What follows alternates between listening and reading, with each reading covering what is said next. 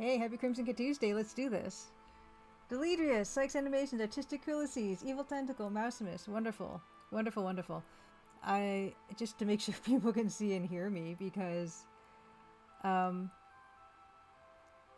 last stream, I think, was on Steam. It's been a while, but yeah, and just changing back to Twitch, I gotta just make sure it's working. Are we working? Cosmic Void, happy Crimson Tuesday. A journeyman, hiya. Good. See and hear success. Fantastic. Wonderful. Okay. Good to know. Whew. We're going to get into it. Let's actually... Wonderful. Can hear. Fantastic. Cosmic Void. How is Tachyon Dreams going? Oh, that's old information, but you can still find Cosmic Void itch.io on that. Cosmic Void recently released the Tachyon Dreams anthology. So, okie dokie. Woo. Wow, we're getting down to the wire there, everybody. What day's today? Oh no, it's the 6th. Okay. I've got like 9 days left. Got 9 days left. Tonight, yeah, tonight we're gonna take it easy tonight. We're gonna take it real easy tonight. We're gonna do art, and yeah, so this background behind me,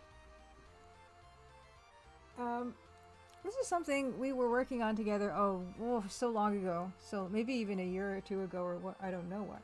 Launch week is over. Good. Yeah, this is something I've been working on and off, and I thought, you know what, we need to do something really relaxing in this week or so leading up to the Crimson Diamond, which is launching August the 15th. So let's do that. Yeah, I'm translucent. Yeah, this is the best I could do. Hey, Balbantino, happy Crimson Tuesday. Everyone's wife Zagreus. I don't even know that's how bad I am about this. I've not even played this, so I don't even know what this character is called. So there we go. I just don't know. But we're gonna work on it more because I want to, and I don't think we're gonna get into any dithering for this one. But I mean, well, maybe not tonight, but we will dither it up at some point, and we're gonna make it look incredible, or as good as we can. Hey, if that person wanted to do Happy Crimson Tuesday. Yeah, this game is gorgeous. That's one of the reasons I picked this. Gen Z, her amazing character design and character art is so fantastic. Amazing. I'm a real big fan. We're going to get into that. I'm going to play Biomenace Episode 3, whether you guys redeem the points or not. That's what's happening tonight. And I'm going to be continuing playing Chamber of the Psy Mutant Priestess, which we started last week and was kind of amazing. Really confusing, but kind of amazing and beautiful. I'm looking forward to that, and we might get a Dan. We might get a Dan up, and Dan has some exciting news to share with us, possibly. And yeah, he just I don't want to get I don't think Dan's watching right now, but if Dan is, that it's nothing, you know. It's something that he got working, that he's been trying to get working for a while, and I can't wait for that to be included in the game. Okay. That person wants to do. I love Hades. I love the idea of a demake with a color palette. Pixelated demake. Yes, pixelated demake indeed. I love doing these. Yeah, we just need something relaxing because it's coming off of Adventure Game Hotspot Fanfare, which was amazing, and then getting into launch. Miffy and Happy Crimson Tuesday. And speaking of, okay, first of all, I did show last week my Adventure Game Hotspot Fanfare photos and talked about the event a bit. And it was really great. But then I got COVID again. I got COVID last year, not from this event, but from another event. And yeah, I'm fine. I feel fine.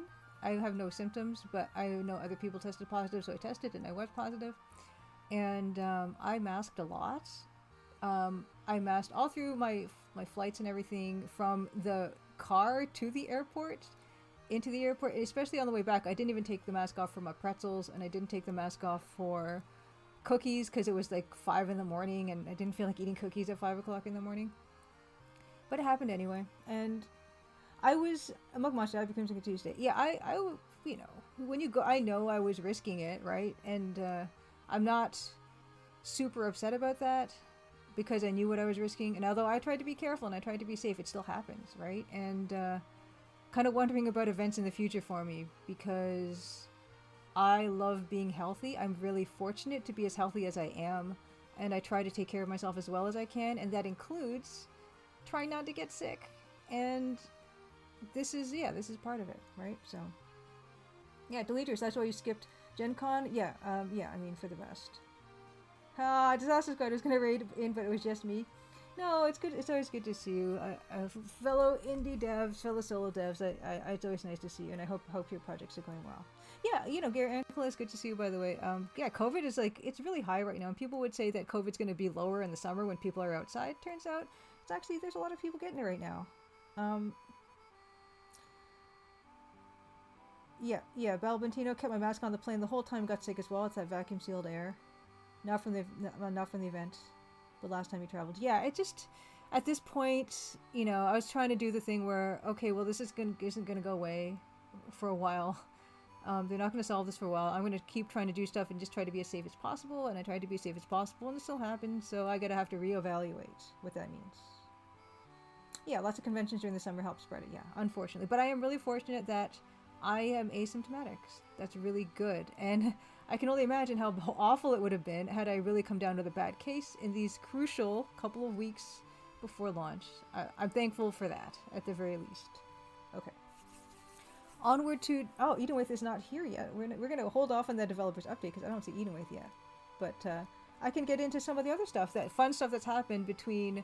I don't know. There's some stuff I'm going to mention. I forget when it happened, but then there's this fun thing that did happen between last week and this week that I am really looking forward to talk about. Yeah, Balbantino, yeah, I mean, I try to be as responsible as possible, but, you can only do so much. And that's okay, and I should be fine, as long as I don't catch long COVID or something, which is the part I'm really scared about. Yeah, I'm not going to beat myself up over it. I knew what I was getting myself into, potentially. And I'm really fortunate that, and I don't feel bad right now, in terms of physically bad. Alright, let's get into some show and tell. Yeah, exactly. Your ankle is like a clean wipe says, kills 99.99% of germs. You can't guarantee perfection. Yeah, it's just... Nothing's perfect, right? So... Just glad I'm not... Yeah, I'm not... it's not interfering with any of my work. Because I've been working, getting new builds out and stuff ahead of... for testers and everything. So I've been staying up way too late a lot of the time. I've not even been, really taking care of and resting excessively or anything. Or not excessively, but not resting more than usual. But yeah, it's going okay. We're going to get to developers update later. Let's get into show and tell, though. The first thing is, this happened on just last Friday. I was on the Dev Heads podcast, and this is a show that is hosted by Second Wind on their YouTube channel. And what it is, it's really cool. It's actually, there's three main hosts of it. Tina is a AAA game developer. She's worked on Call of Duty and all sorts of huge, massive games. Then we have Mikey, who's AA, who's worked on, in-betweeny type of games, budget and scope-wise. And then J-Mate is like me, who is a solo indie game dev on his own. And what they do is they talk about game industry stuff and game design stuff through the lens of those different tiers of game development. And I've always found the show really fascinating. The guest that they had on before me was Tim Schafer, which, that's nice to follow in Tim Schafer's footsteps. And then we got to get this on this hour and 34-minute discussion about all kinds of stuff. We mostly talked about games that have infected our childhoods and how that has influenced us and inspired us moving forward into our adulthood. And I'm not going to, play audio of it or anything, but just to give you an idea of what it looks like. Here we go. Yeah, we had a really nice conversation. Where they showed you a bunch of... Oh, no, don't look at the thing. That's a clip from... Okay, let's scrub ahead. Okay. Yeah, Meepy, you watched the podcast. Pretty cool. Yeah, this was a lot of fun to do. Yeah, they're just really, really, nice people, and we just had a good time. And I think we had a good variety of different responses to do with the questions that they asked. So, I have that on this list of stuff. There are a lot of links. So I'm sorry for this wall of links, but yeah, there is a link to this podcast in the Nightbot thing, which I'm gonna actually. There's a ton of other little links too that you can check out, which we're gonna do real quick. Another thing is this one. There is Turian Shepherd, a YouTuber, another YouTuber. Put this video together. New adventure games, August 2024. That's another link you can find in that Nightbot link stuff. I always feel so lucky when YouTube folk and other folk, they take the time to play the game and put it in video and everything. That's really nice. That's Turian Shepherd. Then another one is August Cozy Games. This is the Cozy Gaming Club on YouTube. So this is a nice to have as well. And yeah, if you're interested in other adventure games coming out in 2024, August 2024, check out this video. If you're interested in August Cozy Games for this year, check out Cozy Gaming Club on YouTube. And also Adventure Game Hotspot Fanfare. Speaking of the event, there was a lovely roundup of the demos that were showing by Pascal, one of the people who works with Adventure Game Hotspot. Oh, thank you so much for the follow. And yeah, this was really cool. A really nice little write-up of the game because Pascal came and sat with me, and we kind of played through some of the demo, and it was really nice to get his impression of that. So there's that as well. And the last one is NAG. I don't know if it's called NAG or NAG, but this gaming online magazine called NAG .co.za or ZA has new games we can't wait for. That's the last link, and I don't have a graphic for that because I forgot, and I'm so sorry. But yeah, those are the latest things that you can check out. Not just Crimson Diamond stuff, but other games that you know if you're looking for other games to play that are coming out soon. So there's that. Do I have anything else? I don't think I have anything else to show. Oh, nice! Smumbo says, discovered you through Second Wind. Love your art style. Thank you so much. Happy Crimson Tuesday to you, Smumbo. And yeah, thank you for the follow. And yeah, that's another reason why I love doing these things. Not only is it just nice to like meet other game devs, but it was nice to get my stuff in front of new people. And I've been working on this game for many years, and there are still so many people I can reach, which is kind of exciting actually. That can still happen. So welcome. Good to see you. I think that's it though, you guys. I don't think... Oh my gosh, the Woofs! Happy Crimson Tuesday! Let's give the Woofs a shout out. Speaking of YouTubers whose content I super enjoy, Summer B76, Happy Crimson Tuesday as well. Yeah, speaking of YouTube... Oh no, not this one, this other one. Sometimes my Twitch is not auto-populating, so hopefully that gives you a proper shout out there. Oh no, Gary Ankles. I hear Mercer's really horrible. Your grandma caught it. I hope she did okay with it, though. That's pretty vicious stuff. But yeah, the Woofs is a part of the Speedy Adventure Gaming community. They just had their Spatties, which is their speedrunning adventure awards last week, I believe. Happy Crimson Tuesday to you. And speaking of, yeah, another Adventure Game Hotspot Fanfare network person and YouTuber that I really think is awesome. There's One Short Eye. One Short Eye is also part of that Adventure Game community. And you will find the Woofs and other speedrunners in One Short Eye's videos. You need to get back on the game dev grind, Smumbo. It can be a grind, I'm not gonna lie. It can be a grind. But honestly, to tell you the truth, I still love it. I still love working on my game. And I need to actually write down I don't write in a diary or anything every day, but sometimes when I have some meaningful thoughts that I want to remember, I write them down. And I need to remember to put some time aside to write down how this time of launch, pre-launch, is actually... I'm still enjoying it, and it's still making me happy to work on it. The bugs are a bit much, but no, it's like, I don't know. I mean, as a solo game developer, the project is you basically, and I feel like I'm working on myself in a weird way, and that's probably not healthy, but that's how I feel about it. And I love to do it. I love to like improve it. I love to improve myself. I love to improve the game. It's all like the same thing to me. And yeah, it's still enjoyable, and I want to make it the best it can be before everyone sees it. Hey, Greg Best, Happy Crimson Tuesday. Did Nightbot sub? I don't know how this works. Happy Crimson Tuesday, Greg Best, 90. Yeah, we're gonna just get into it. Let's see. Look at the time. No, okay. Dan usually comes in if he can at around 9:30 or so. We have some time. I want to save some of the night. Ooh, that's right. Maybe we can't do Chamber of the Sun Mutant Priestess tonight. Okay, we maybe can't do that, but we will play some Biomenace episode 3 tonight. I'm gonna work on this. I'm gonna work on this until about 9 o'clock. So let's give it 45 minutes, and then let's do about half an hour of Biomenace. We'll see how far we can get. We're in episode 3. We'll see. And unfortunately, we might have to postpone Chamber of the Sun Mutant Priestess for next week. Oh gosh, next week is the game launch week. And then hopefully we'll have Dan on tonight, and we'll see what he's up to. going to be on tour again, I think, in Canada at some point. But he's home right now, and that's really good. We can have a chat. Let us. Oh yeah, we can even get his take on Adventure Game Hotspot Fanfare, because he actually got to show up on the Sunday. Let's get into it. Ooh, my hotkeys are not working right now, so I'm gonna have to do this manually, and it's very bad and sloppy. But let's go. Okay, here it is. Oh, okay, eating with fantastic. Okay, perfect. Not well. It's not perfect timing, but it is timing. Eating with Happy Crimson Tuesday. Let's do developers update. I got my latest build, my beta build out to testers yesterday. Well, to this morning, 7 o'clock in the morning. We did that. A lot of bugs got fixed. There's a couple persistent bugs, but they're not too bad. So we're going to probably let them go. And yeah, so that's done. It's pretty much done, I would say. Last achievements were added, and they're being tested too. And also, I finally today included my testers and my Patreon patron names in the credits. I did that today. And I did it in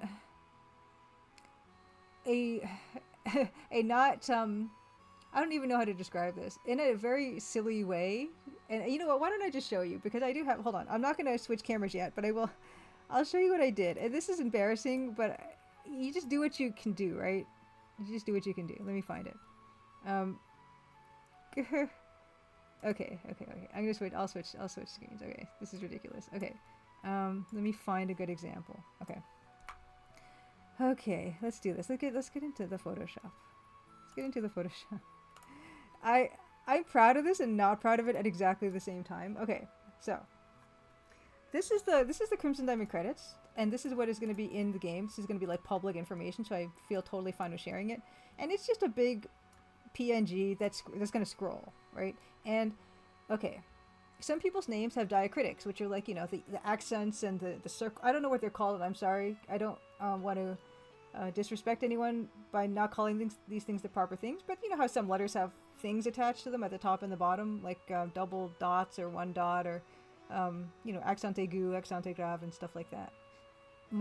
The font that I designed does not have those, but I wanted to have them in the credits because they are part of people's names and they are important. But I didn't want to. First of all, I didn't want to add it to my font that I had because I don't actually know how to get those letters on the keyboard, an actual keyboard. I can do them on my phone because you can just hold the letter down and then it gives you the different diacritic versions, but I actually don't know how to do that on my keyboard, which is another embarrassing thing I'm sharing with you right now. Yes, diacritics. Yes, those bits and bobs. And okay, so I did manage a workaround that meant I didn't have to add the diacritics to my font, but they're there. And let's see if I can kind of get you here. Okay, so here are my testers. Let's see, who do we got here? Okay, yes, here. This is a good example. Francisco Gonzalez did some testing for me, and he's got this diacritic on his. So what it is it's not in the text file. It is a layer called diacritics that I just put it in like this. Like I just made this like that. And I did that, and it's just one layer, and it's for all of them. And that's how I did it, and that's very embarrassing. That's fun to see if we can find another one. Oh, there we go. Blaholtzen has got the little circle on above the A, and I just did it like that on a separate layer. So now you guys know what I've done. If it works, it works. Okay, Windows feature I want is character map. Thank you, Bill Quinn. After the fact. This is fine. I'm gonna go once I'm a Happy Crimson Tuesday. Oh, okay. A journeyman. Secrets of Photoshop. Okay, Windows glyphs if the font has them. Yeah, my font does not have them, so that's not gonna help. But yes. Okay, second account, Hyper Crimson Tuesday. Set up a hotkey to switch between US keyboard, international, and Japanese. Okay, yeah. Oh, see, here's another one. The double dots and stuff. And you know what, Garrett Ankles, it was not really a lot of work because not a lot of people on my thing have them. So I only had to do this a few times. Yeah, here, this one as well. Yeah, it's just all done by hand, which is like kind of silly, but yeah, like it works. This one has these scoops on them. Monkey Tube, Happy Crimson Tuesday. Good to see you. Oh yeah, Smumbo. I'm not a programmer. I am an artist that figured it out eventually. this is not, I don't recommend anyone do this. Yeah, it says some moments of this while though I would have thought credits would be stored in a text or JSON file, or I don't even know how to pronounce that properly. Not a hard-coded PNG. Oh yeah, okay. Well, no, these are not all the testers. These are also deleters. These are the Patreon backers, my patrons and stuff, and also special thanks and everything. Yeah, so that's how I did it, because I didn't know how to. I just literally didn't know how to do anything else, and I was like, that's fine. It worked great. It works great. Okay. We're gonna close that. Now you know. Now you know. Okay, we're gonna move right into this, and this is of course by Gen Z, JEN in case the captions are mistaken. Gorgeous art for Hades. I think there are 2 Hades games out now. I feel like, but this is from the first one, because that's how long ago I was working on this. Oh yeah, deleters. Yeah, no. You just being here and just being in chat and being a lovely person. That's like absolutely more than enough. I think you guys are great. And this is where I left off with this. And there's plenty to do still. And I do want to get some dithering in here eventually. And I do like to show. Oh, I should change my tag. Give me a second. I will change my tag to art. Yeah, and the reason again I don't have my shortcut keys for switching scenes right now is I was continuously streaming a loop of my rebroadcasted pixelated festival video, and I didn't want to accidentally hit something that would change the camera scene on me, so I just took away the hotkeys that do that, because I was still working on my computer as it was streaming the rebroadcast, and it would have been easy to accidentally switch cameras, and I just forgot to put them back. What was I gonna do again? Oh yeah, I was gonna change my tag, and also my camera is going fuzzy again, so let's deactivate and reactivate that. Okay, so let's change this to art. Get into it. Okay. Change back to Photoshop, duck back down into Photoshop. Okay. Oh yeah, that person wanted to seeing the credits says, seeing the credits makes me excited for release. I'll tell you that the credits were like the last thing in the back of my mind that I knew I needed to have done before I released the game. And it was kind of stressing me out a little bit. And having it done now makes me feel so much better, and actually makes me feel a whole lot closer to actually launching it. Yeah, yeah, the captions go, Enclus wrote Gen for Gen Z. Yeah, I'm not surprised. Okay. Look Monster says, I know that holding down Alt, then pressing keys on the numpad can make letters with accent marks like Alt plus 0252 makes the U with the umlaut, and Alt plus 0232 makes the E with the accent grave. Sometimes I want to use them and just try and error around those. Yeah. Well, you know what I do when I need an accent like that? I just search in Google for something. Like whenever I need to put Francisco Gonzalez's name anywhere, I just go on his Twitter and I copy and paste his name from there, and I just paste it that way. Because I don't know how to reproduce them on my keyboard. Edenway says, I designed a font for Playdate. All the glyphs with diacritics are and such definitely expands the number of characters well outside the boring limited Latin character set. Perhaps only 128 characters. Yeah. Hey, Generic B! I hope I'm pronouncing that properly. Generic B. Just wanted to let you know I'm super excited for the Crimson Diamond. I grew up on King's Quest, Candlesville Quest, etc. I'm really looking forward to some nostalgia.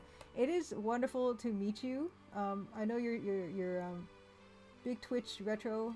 I'm going to give you a shout out. You're awesome. Thank you so much for being here. I am also extremely excited. Let's see, I want to just make sure I've got the name properly. Generic. It's a pleasure to meet you. Happy Crimson Tuesday. And yeah, I would love to see you play it. I would love to like be in chat, providing free hints or, you know, developers Q&A stuff if you have any questions, that kind of thing. Isn't showing us the credits a spoiler for the end of the game? Delete it. You can see this credits at any time, even in the demo. You can type in credits in the parser, or in the main menu there's like a little button on the bottom right that gives you credits. Shows the credits. But yeah, I guess they are kind of spoilers because it's not the full credits in that version, but you can see a version of the credits already. Yeah, Gary Anklis, exactly. Credits can be selected from the title screen in some games. I think that should be in all games. Credits shouldn't be locked behind completing the game, in my opinion. Yeah, I totally agree, and that's exactly what I just said, where it's accessible in the main menu. You can type it into the text parser, and also, of course, at the end it also runs.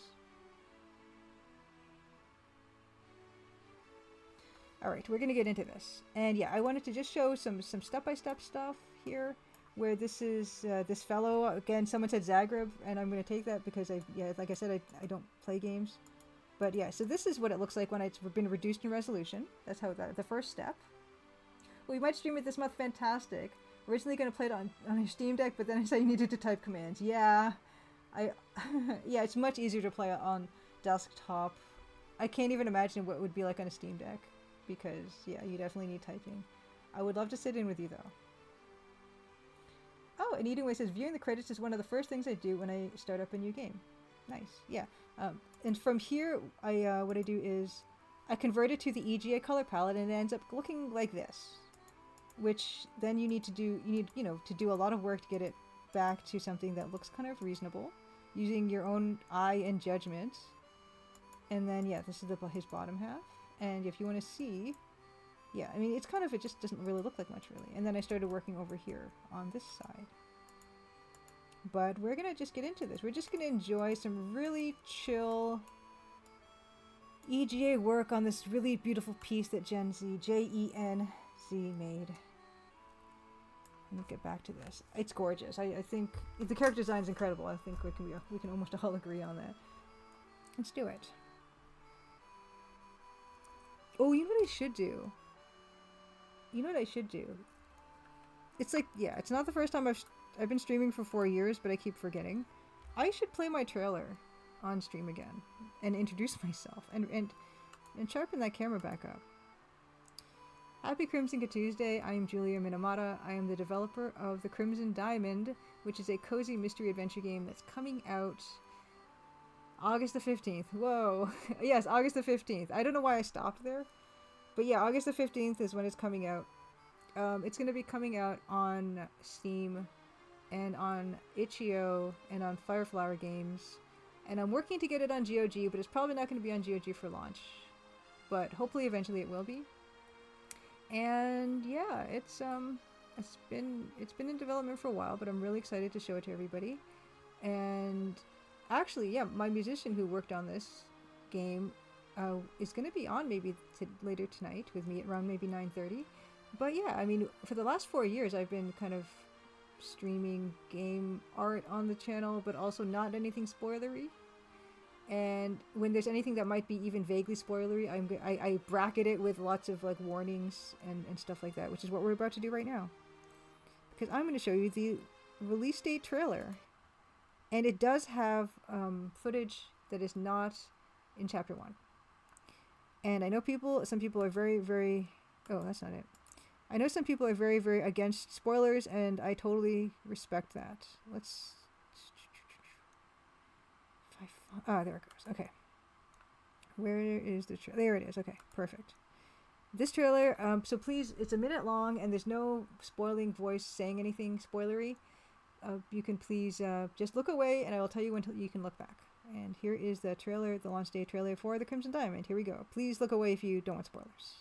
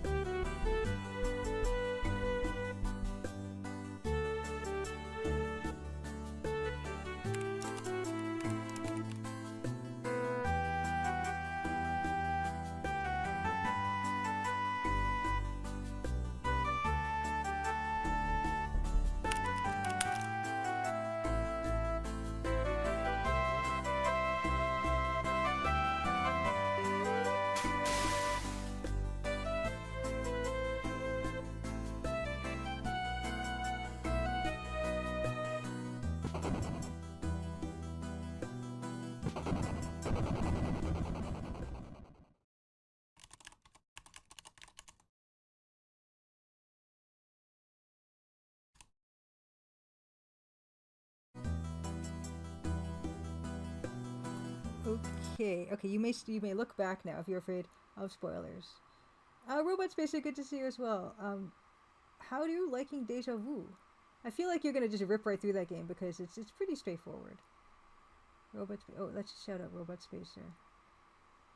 Robot Spacer, shout out. Robot Spacer, fantastic. And One Short Eye, happy Crimson Tuesday, good to see you. Dual names, also happy Crimson Tuesday. Let's see. asks why not on GOG for the release. Also, happy Crimson Tuesday. Happy Crimson Tuesday. There is just like a very, like, it's not a great reason why. It's mostly my, well, it's like half my fault and half their fault. I'll say. The reason is yeah, they're prepared to put it on their storefront, and they had a form that they wanted me to fill out, and the first question was, are you a private person or a sole entrepreneur or something? That was the question, and I didn't know how to answer that, and I emailed them and asked them how to answer that, and they're busy too, and I'm busy, and they never got back to me, and I kept emailing them every week or so, and then I got even busier, and then I stopped. And then I asked some other people about it, and they said, you're probably the first one, and I said, okay. And then I just started the forum probably yesterday or the day before I started the forum. That's why there is the delay on the GOG thing. I could have probably been more proactive with finding out which one I'm supposed to be, but I looked those up as terms, and they're not really Canadian tax terms. They're probably whatever their country of residence is, and so it was a bit technical. And also, I only have so much brain to figure stuff out with, in terms of stuff I need to do before launch. And it was, it's not something I'd said it was going to be ready for launch, so I didn't feel too bad about letting it slide a little bit. Oh, I don't want to do that. Oh, come back. Okay. Yes, and one shot I mentioned you already earlier. One shot speaking of amazing, and the Woofs just rated, which is really nice. One shot member of pillar of the speedrunning adventure community, amazing YouTuber, has the most amazing speedrunning videos on his YouTube channel. And last week was the Spatties, and I hope that went well, which was the Speedy Adventures awards that they do annually now. And yeah, we had a really great time at Adventure Game Hotspot Fanfare doing the closing panel, which was speedrunning King's Quest VI and the Dagger of Amon-Ra, which was really cool. Like, people loved it because it was just like magic to see those tricks happen on the screen. And if anyone wants to see that panel and all the other panels, Adventure Game Hotspot filmed all the panels and everything, kind of like back to back to back. They're like 7-hour long streams that they've put up on the Adventure Game Hotspot YouTube channel. And you can scrub through and find the panels and things like that. And the one that we did together was the absolute last one on the last day, so it should be easy to find. And yes, that legal stuff is challenging because Robot Spacer, in terms of the GOG distinction between private person and solo or individual entrepreneur, I just know I'm the one who diligently masked during the Adventure Game Hotspot Fanfare and on both of my flights, and I still got COVID. I'm the one that would pick one, and it would be the other one, and then it'd be a mess that would take months to resolve because I picked the wrong one. That's just why I'm so careful about stuff, because it just seems to be, if something can happen like that, it will happen. And Ruby and Pixels, happy Crimson Tuesday as well. Let's give Ruby and Pixels a shout out as well. Speaking of Adventure Game Hotspot Fanfare, I got to meet some wonderful people, and I got to meet Ruby and Pixels, which was a pleasure. Oh no, wrong person. I hope you're doing well. Alright, here we go. Catching up. Okay, nice. Okay, Robot Spacer says, Deja Vu has been great. Finished the first one, starting the sequel tonight. I started the sequel myself, oh my gosh, so long ago, but I haven't got around to it. But yeah, they're fun games. And Saknaka says, after playing the Zen of Kayaking, I've had a reinvigorated interest in text parser games, currently investigating Zork. Oh, there's so many awesome ones. There's one that's recent that was showing at the 2019 Adventure X when I was showing Crimson Diamond demo. Ladderhead. You can find Ladderhead on itch.io, and it's really good. I really like that one, and I really like the art.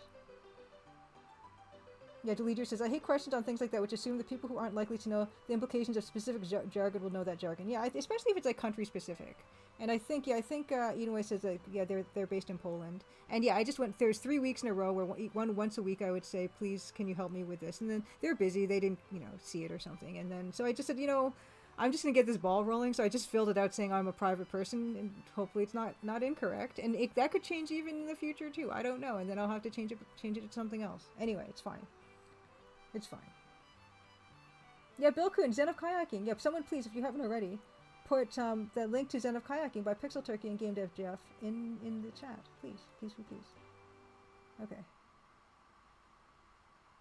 Oh, I had 9 seconds before I could give that shout out. Okay, it should be up by now. Let's do it. Let's do it again. Sorry, Ruby and Pixels. Here comes shout out. There we go. Okay, cool. Okay. Oh my gosh. Cosmic Void says 1 week and 1 day for release. I'll make it free on August 15th to play and write a review. Do you know the hour of release? It's a very good question, Cosmic Void, and it's going to be probably 11 a.m. Although I've been told I actually need to be the one to push the button, and it doesn't just automatically happen when you set the time like that. But I'm going to try to do 11 a.m. on Thursday, August the 15th. Pixel Turkey, I'm not going to say the devil, speak of the lovely game developer that made Zen of Kayaking. Happy Crimson Tuesday. Good to see you. Nice. And TV Prime. It's good to see you as well. Let's get back in. We haven't even started yet. Let's get back. Oh, I gotta change the scene again. Let's just get into it. Okay.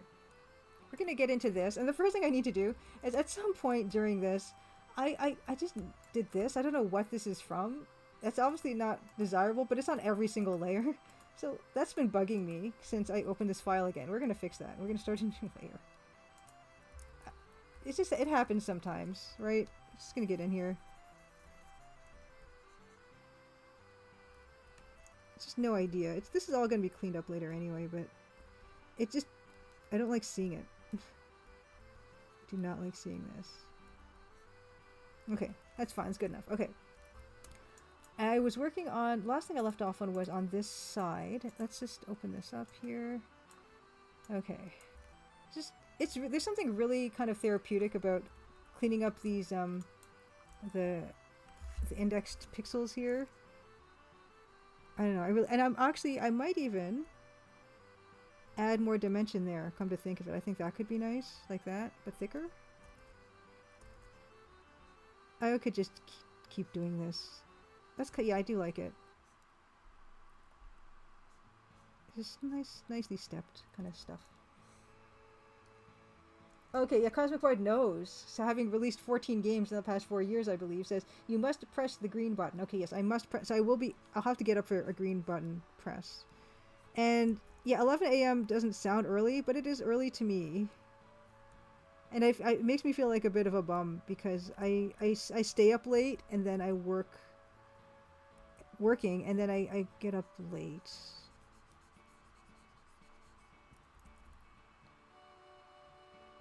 Okay, Edaway says Steam's release sounds like releasing mobile software. It takes a few hours for it to roll out to everyone, and Cosmic Voice says should be immediate. Well, we'll see. We'll see. Let's get in here. Clean all this up. I opened up Professor Plumber because he's got a dithering layer there, and I was gonna grab it, but I don't think we're even gonna get to that. But I always like to be prepared. And see this other stuff, like the way that there's lighting in the back here, that's probably gonna have to be done by some dithering, but it's not gonna be in the cards today, either. Getting that stuff back there. That person 122 says, I'm beyond excited to play the game. I planned several free days next week to just enjoy the game. Thank you.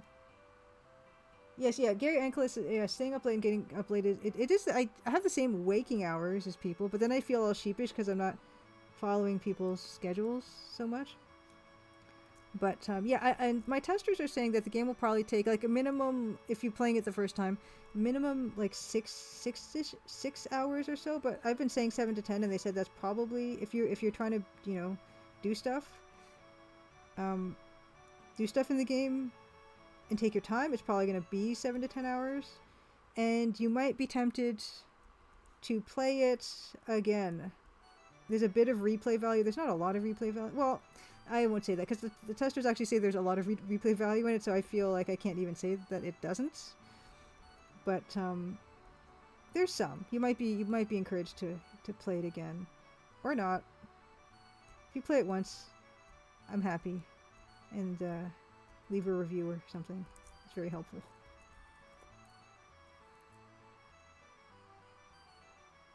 Oh yeah, deleters. Yeah, the 7 to 10 is like general kind of length. Robot Spacer. I still think about the professor's unusual lower half every time I see him. Does this one have it? Yes, he does. Yes, he does.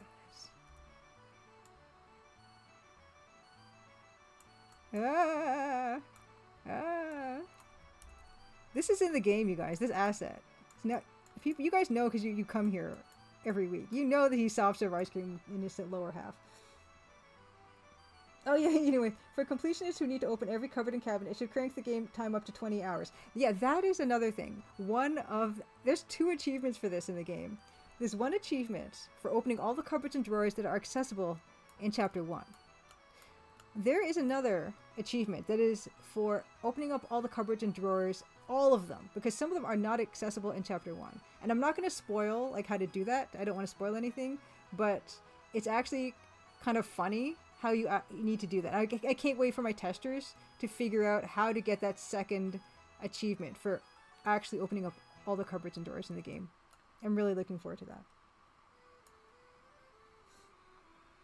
Anna, CGG, happy Crimson Tuesday. It was so nice to see you at Adventure Game Hotspots. Fanfare. Anna is the co-host of the Adventure Game Classic Gamers Guild podcast. That person 122 says, I will most likely play several times, try to discover as many things and secrets as I can. I missed some conversations the first time I played the demo. Yeah, there are a few things to miss. I'm told that the game is complex, which is really nice to hear, because I don't really know. It's I don't like tend to test other people's games so much, and so I don't really know, but I've been told that it's a complex game where there's a lot of stuff to miss. So hopefully you'll be looking forward to that and enjoying that. What I love about this also is, like, you see these lines on this pillar are not straight. I do enjoy that they're bowed like that, because that's pretty much what I would do if I was doing this, because I don't, most of my lines are not straight either. And it just gives it more like of a dynamic feel. I feel like, yeah, we were getting rid of all the cyan in this area, but we might reintroduce it as, because this is actually, this pillar would probably benefit from some cyan dithering to give it that aqua color. And the reason that I didn't make it the aqua color is to distinguish them from the skulls. Although looking at this now, I probably should just have made, they're the same color. Like, the color on the skull is the same color as this, so maybe I should just change that now, because it's actually more accurate not to have it that way. But if I foresee myself dithering, I might as well keep it the green, so it's easier to select. Okay, here we go. Anyway, so just even what I've seen on Chapter 1 many, many times, is interesting how many little things are hiding about. And Robot Spacer also says, very good replay value in my opinion. And the Benjamin Rivers, happy Crimson Tuesday. Do another shout out. Hopefully my shout out timer's not down. That's good, Benjamin Rivers. A shout out. Where is it? Okay, there it is. Yeah. Who has been also streaming, playing games. And is going to be launching a game relatively soon, I believe. Which is also very exciting. But you've been through all that before. You've released 3 games before, and I guess I should ask, if you don't mind me asking, is what kind of I think I even asked you this last time you were around, but what advice do you have for someone launching a game for the first time?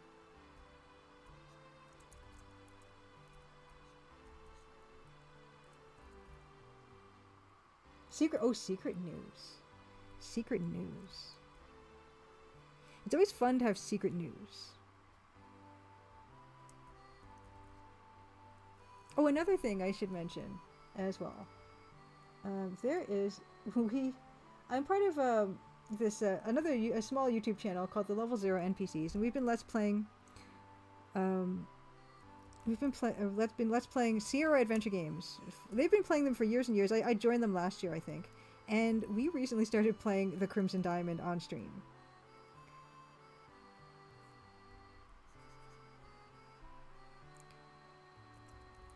Yes, level 0. Yeah, exactly. Level 0 Demetrius. And we've been having a fun time. We've been playing super slow.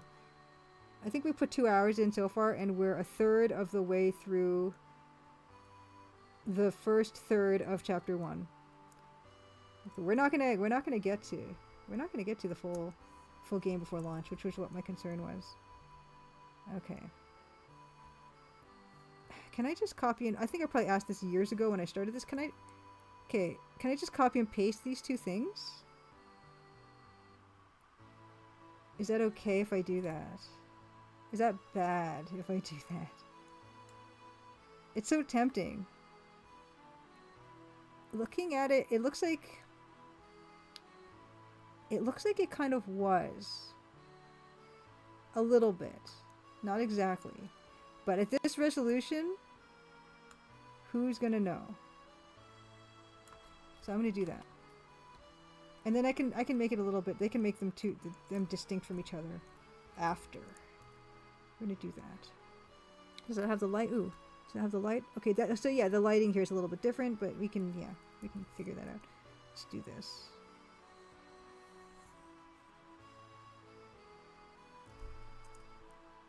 And paste.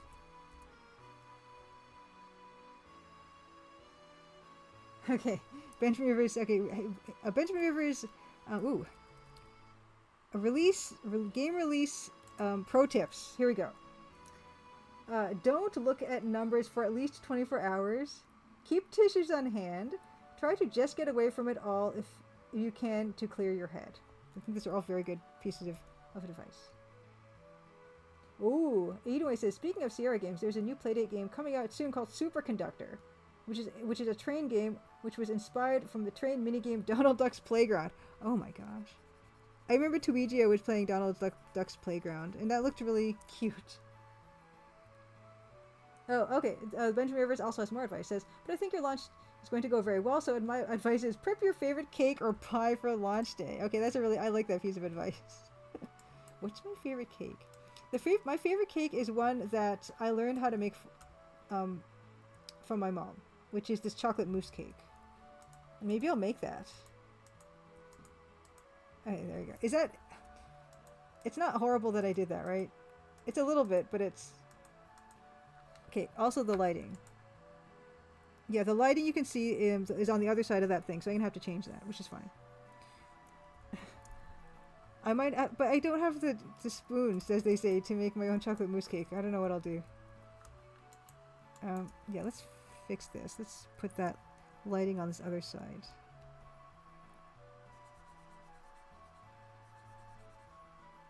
Yeah, this is fun because this is for nothing. This is just for pure fun. I don't have to worry about anyone saying you just mirrored that or whatever. This is just fun. And the other one, oh, okay, so that one's there. Okay, actually, yeah, that's fine. And then just need to get rid of this, and then change the lighting over there, and we're golden. Oh yeah, and yeah, Anna loves Donald Duck's Playground, and I believe you have a copy, don't you? And I think you got it signed by Allo. Oh my gosh, Dan the Band. That becomes a Tuesday. Dan the Band is here. Let's give Dan the shout out. Dan the Band, Dan the shout out. Are you gonna be ready around 9:30? Do you want to start early? What do you want to do, Dan? Let's give Dan the Band. Dan has exciting news we will talk about in terms of and yeah, your exciting news I mentioned to them was something we've been trying to get working for a while that we finally got working. We can talk about that when we raid you. You're actually ready-ish. Okay. Okay, so we might get into that. If you're ready-ish, why don't we say, because it just kind of got started, why don't we say, like, are you good with, like, 9:15, maybe? Can we do that? And then we'll get into it? Hey, Edmund Detour, happy Crimson Tuesday. Good to see you. Okay, yeah, for sure. Okay, so we'll say like in 10 minutes or so. I feel like I just got started on this, and I feel like I I'm not going to be delivering on the promise of Biomenace tonight, and I want to make good a little bit. So let's speed this up a little bit. Let's speed this up a little bit. So this one you need to just get those outlines going here. Oh, you can stick around to 9:15. Nice. Okay, yeah. Yeah, we'll say like 9:15 or so. I don't want to keep Dan waiting either, because Dan's also a busy person who has some stuff to get me for the next build that I'm very excited about that we'll talk about when we get to it. But.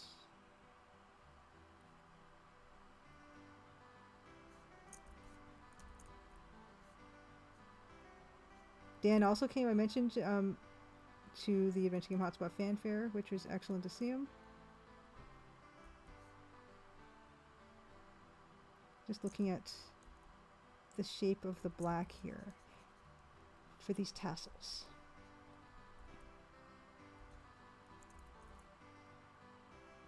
Oh, Twitch for mobile has banner. Oh, I saw the banner ads on Twitch mobile. I do see them. They're weird.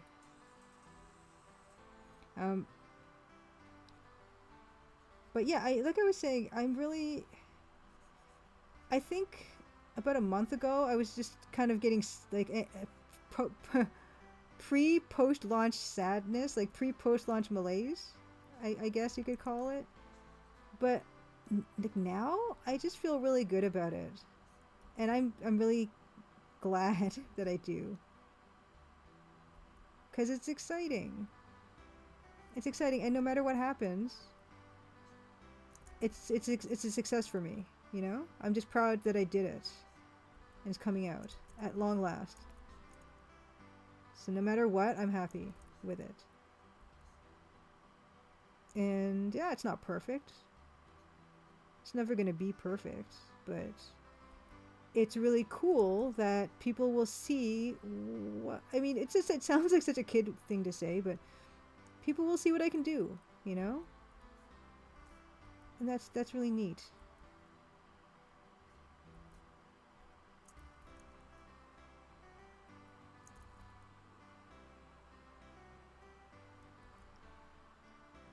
You know, if you want to talk philosophically about it, I wouldn't have, you know, gotten this far with it had my illustration career gone great, and you know, so that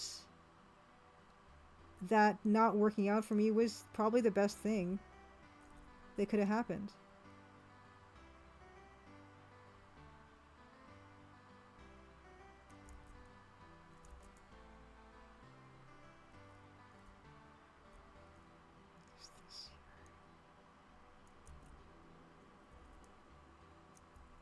Baby Human, what's the launch price gonna be? You know what? I think it's gonna be $15 US, and I think there's gonna be a launch discount probably, but a small one.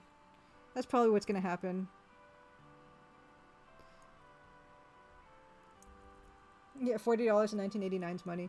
I mean, I wish, but yeah, it's probably gonna be $14.99, and then with a launch discount, like 10% launch discount or something, adjusted for inflation. I wish, yeah, again, but yeah, that's kind of my plan right now for it, is to price it like that.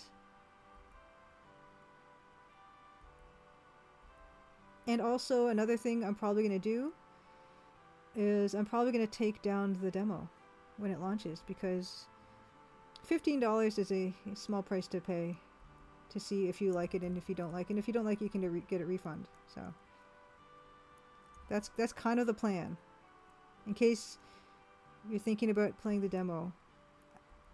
I will open the demo up again for like festivals and things, Steam festivals, but I probably won't keep it up, because yeah, the fact that I'm going to be pricing it at 15, hopefully people will feel like that's a good enough price that where they would just try it, you know? It's the idea. I could be wrong. Yeah, exactly. And if Sierra games are released today, I guess they would probably be about $140. I remember like stuff like King's Quest V and stuff being like $70, like $60 to $70 to $80. Yeah. Bill can ask, is there any back library of the past demo versions? Just probably what I have on like backup, like nothing official. It's funny because like last week,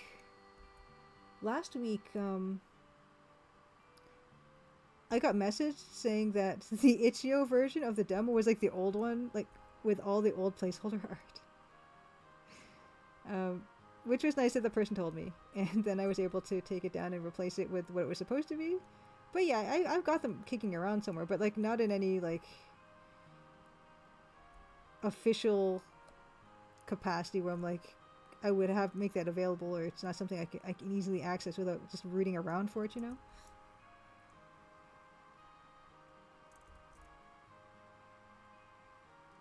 Yeah, the price of games is the whole thing.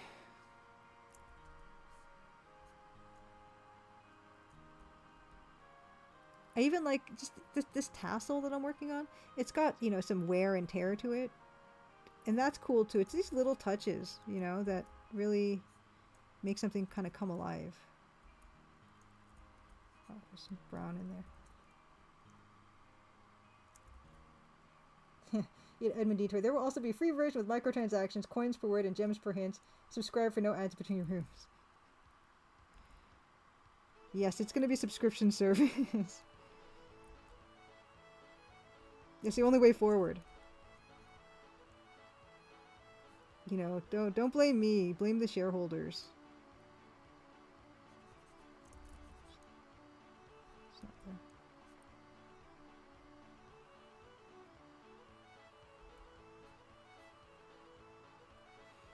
I was talking to another game dev friend of mine, and I was actually saying I'm kind of glad that, you know, big companies and big games are doing that kind of stuff, because all it does is like drive people toward indie, which I'm kind of all for.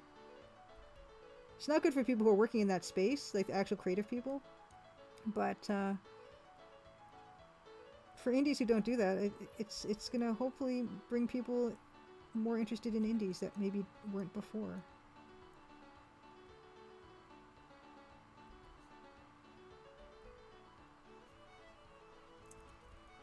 Okay, Edmund Dietrich says, okay, to be serious, 15 is a good price point. Okay, that's, yeah. Oh, and Bilkin says, I must admit 15 is far less than I expected, but I'm thinking of a 1989 big box, not 2024 GOG Steam. I hope the volume makes up for the margin. Yeah, that's the idea, Bilkin, is that you price it at price it in such a way that people are just will try it out. Actually, I'll keep that there. And also, it also will help with like launch momentum. People a lot of people are buying it to try it out. That's also super helpful. So it's just all just strategy. Kind of just hope it's gonna work for you, you know.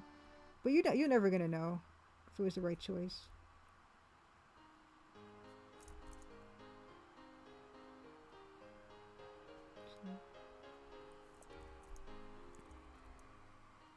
Haha.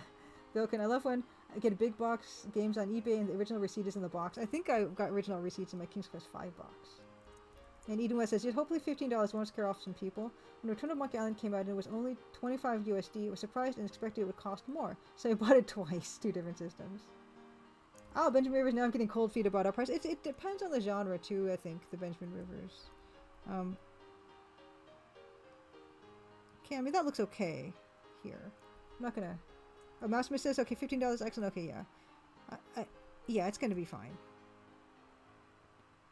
I think I'm gonna be okay with it. Because that looks fine. We kind of just didn't do that work twice.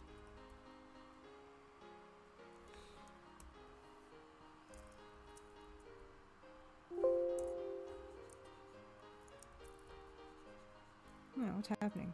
Oh, that's under, okay. Yeah, so 15 and launch discount, like, yeah, 10% launch discount or something, and then, yeah. Ooh. World of Goo 2, just released for $30, and sadly I think it's a lot. Oh yeah, the Benjamin Rivers has a formula for pricing. There's some black box magic in there. Okay. Envelope, back of the envelope calculations. So do you think, yeah, 15 is good for what I'm going to be doing? I guess I can ask. Got this much done. We're cleaning this up. It's very satisfying. And oh yeah, this is this area here, which is kind of interesting. You see how in this area I was kind of starting to do that already with the green, and I'm definitely going to be dithering this. I can already tell. It's just nice to be reminded of what my plan was.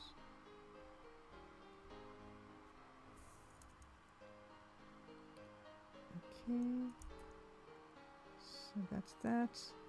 Just creating that shape again with this color. Like, you might not even be able to see the difference in these colors because the green and the cyan are very similar. Okay. Vilkin says, I'm going to buy the Crimson Diamond on premiere day during lunch on my phone, and then I'll download it on my computer when I get home. You could probably download it on your phone too, Vilkin. Although, like, I guess the Steam version is not going to work, but it'll probably work on ScumVM. Yeah, $30 might be past the impulse buy range for a certain type of game, Edenway says. Okay. Okay, Benjamin Rivers says, heck yes, you have a bespoke product that only a few people do at a high quality with a lot of goodwill and great community surrounding it. Thank you, thank you. Yeah, it's... I'll be okay with, like, at first I was kind of not crazy about the idea of pricing it like that, but then there's so many things to consider that I'm fine with it now. And also this idea of, yeah, it's kind of a big ask for people to get into text parser games if they never have before, and hopefully my price will encourage people to try it if they weren't thinking about trying it. And that's important to me too. So I've kind of made peace with it. Oh, hey, Whiskey Tango Foxtrot, Happy Tuesday says, I just got an email from Steam saying that they support large banner assets. Luckily, the old ones are still supported, so you shouldn't have to redraw the key art before launch. Oh, my key art, yeah, like, oh my gosh. God, yeah, we're not doing that. Ah, Ruby and Pixels, I'm already camped out outside the Crimson Diamond store hoping I'll get first dibs. Nice. Thank you. Thank you. No, Bill can have an iPhone. It's so secure. I can't do ordinary stuff like download files or do Bluetooth file transfer. So I use USB stick drives. Yeah, I've got an iPhone too. But there is a ScumVM iOS app. But yeah, it's kind of need another bit. But yeah, we didn't do too badly today. We kind of did this much. Although most of this was copy and pasting. That's okay though. But yeah, it's 9 o'clock. Why don't we move it on to Dan? I'm gonna just switch cameras again. And yeah, we're gonna introduce Dan. If you've never had the pleasure of a Dan the Band stream, we composed most of the music for this game live on stream, which is really nice and a good way for people to kind of get involved in it.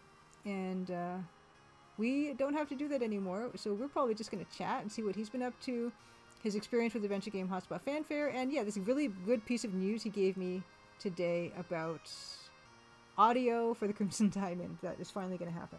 So I don't think he can even have you listen to the audio, but that's okay. We're gonna get into it. Dan, are you live, Dan? Before I rage you, I should find out if you're live or not. And next week I'll be streaming. Oh, ad break? Okay. Tell me when your ad break is over. Okay. Next week is the 13th. Oh, the 13th. It's happening, guys.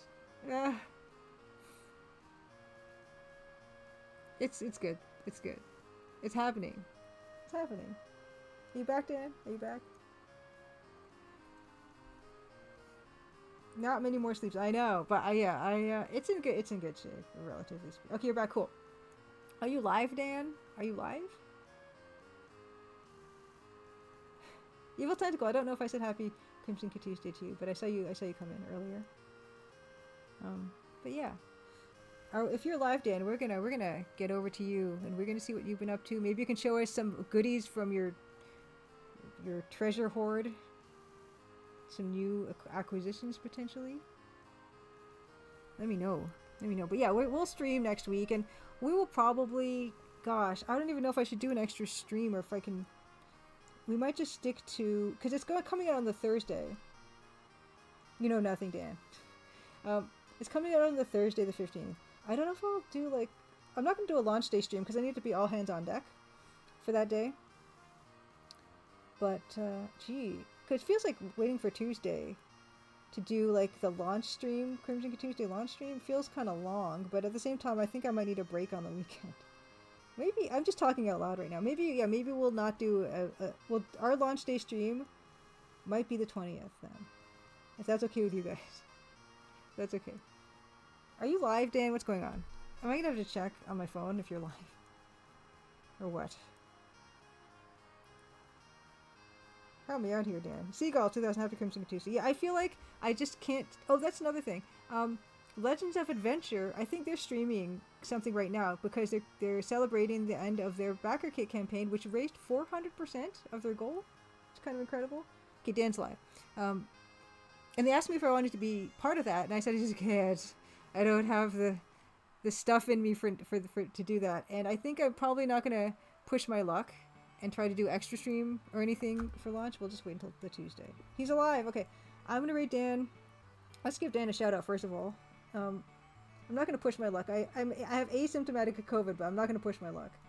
Dan the band. Dan. Oh, I know. Gotta wait 43. What? You have to wait 43 minutes before giving Dan the Band another shout out. Did I already shout out Dan the Band? Is that just muscle memory at this point? Maybe it could just be a stream of you staring out the window, Seagull. Or having a nap. You could stream a pre-recorded message. If you're seeing this, it means the Crimson Diamond has been released. No, says yes, perfect. Okay, I can't shout Dan the Band out. We're not waiting 43 minutes. We're gonna raid. We're gonna raid the Dan the Band. Please join me. We're gonna, like I said, today's a nice relaxing day. I stayed up until 7 in the morning for that build that I made today. I've seen way too many sunrises by working through the night. More than I should have, and I really should have taken care of myself better. But it's too late. It's too late. It's too late. Did I? Okay, thank you. Thank you, One Short. I already gave Dan a shout out. My gosh. Thank you again, the Wolves, for the raid. Please follow us over to Dan's channel. Dan is the biggest nerd that I know, and he has lots of cool stuff. So we're gonna look at some of it, and he's gonna share that really good Crimson Diamond. Good for me. I don't know if anyone else is excited about it except for me, but we could talk about that. We could talk about it. Okay, let's get over there. Okay, everyone is on. We're gonna head over. Hey, Dan! Now you won't get those ads. Thank you, Dan, for resubbing with Prime. Thank you, Dan. I'll see if I can do that for you when we get there. Okay, I'm gonna press the raid button now. Let's do it. And it might take me a few seconds because I need to get on the internet and get my Zoom link going. Alright, see you guys over there. Let's do it. Well, I made it on, but where's Julia? Oh no. I don't have Julia's camera again. Come on. Oh no, amateur hour. Yep, amateur hour for sure. Amateur hour. Okay, so let's see about this. We should have in this one, we have Julia guest star. What the heck's guest star again? I forgot. Oh yeah, we've always thought about trying it. We never did because apparently it doesn't work very well. Discord. What? Oh, here we go. Also, your mic is low. There we go. Ah. Your mic isn't on either. My mic isn't on. Yours is low. Bilkin says. Hi. Low? Yeah. Okay. How about that? Better? Should be quite a bit louder now. Cool. I sound Smell fine. good. His mic is too low. Everyone is loud and clear. Yes. Excellent. Welcome everybody. What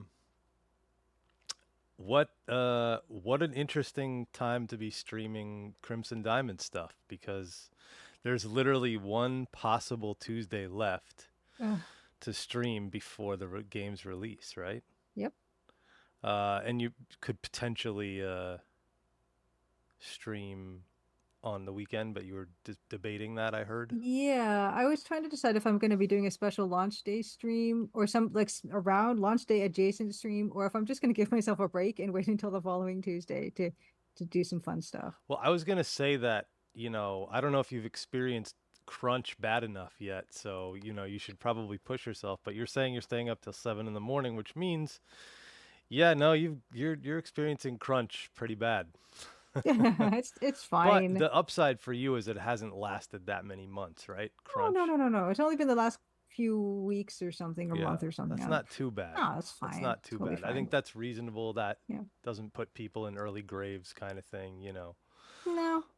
Some of that crunch stuff that I've heard about seems No, not nearly as bad as that. 7 a.m. you start your first meetings? You start? Jeez. Probably because of time zone stuff. I'm assuming you work with teams all over the place. Um, So but anyway, welcome yeah. everybody to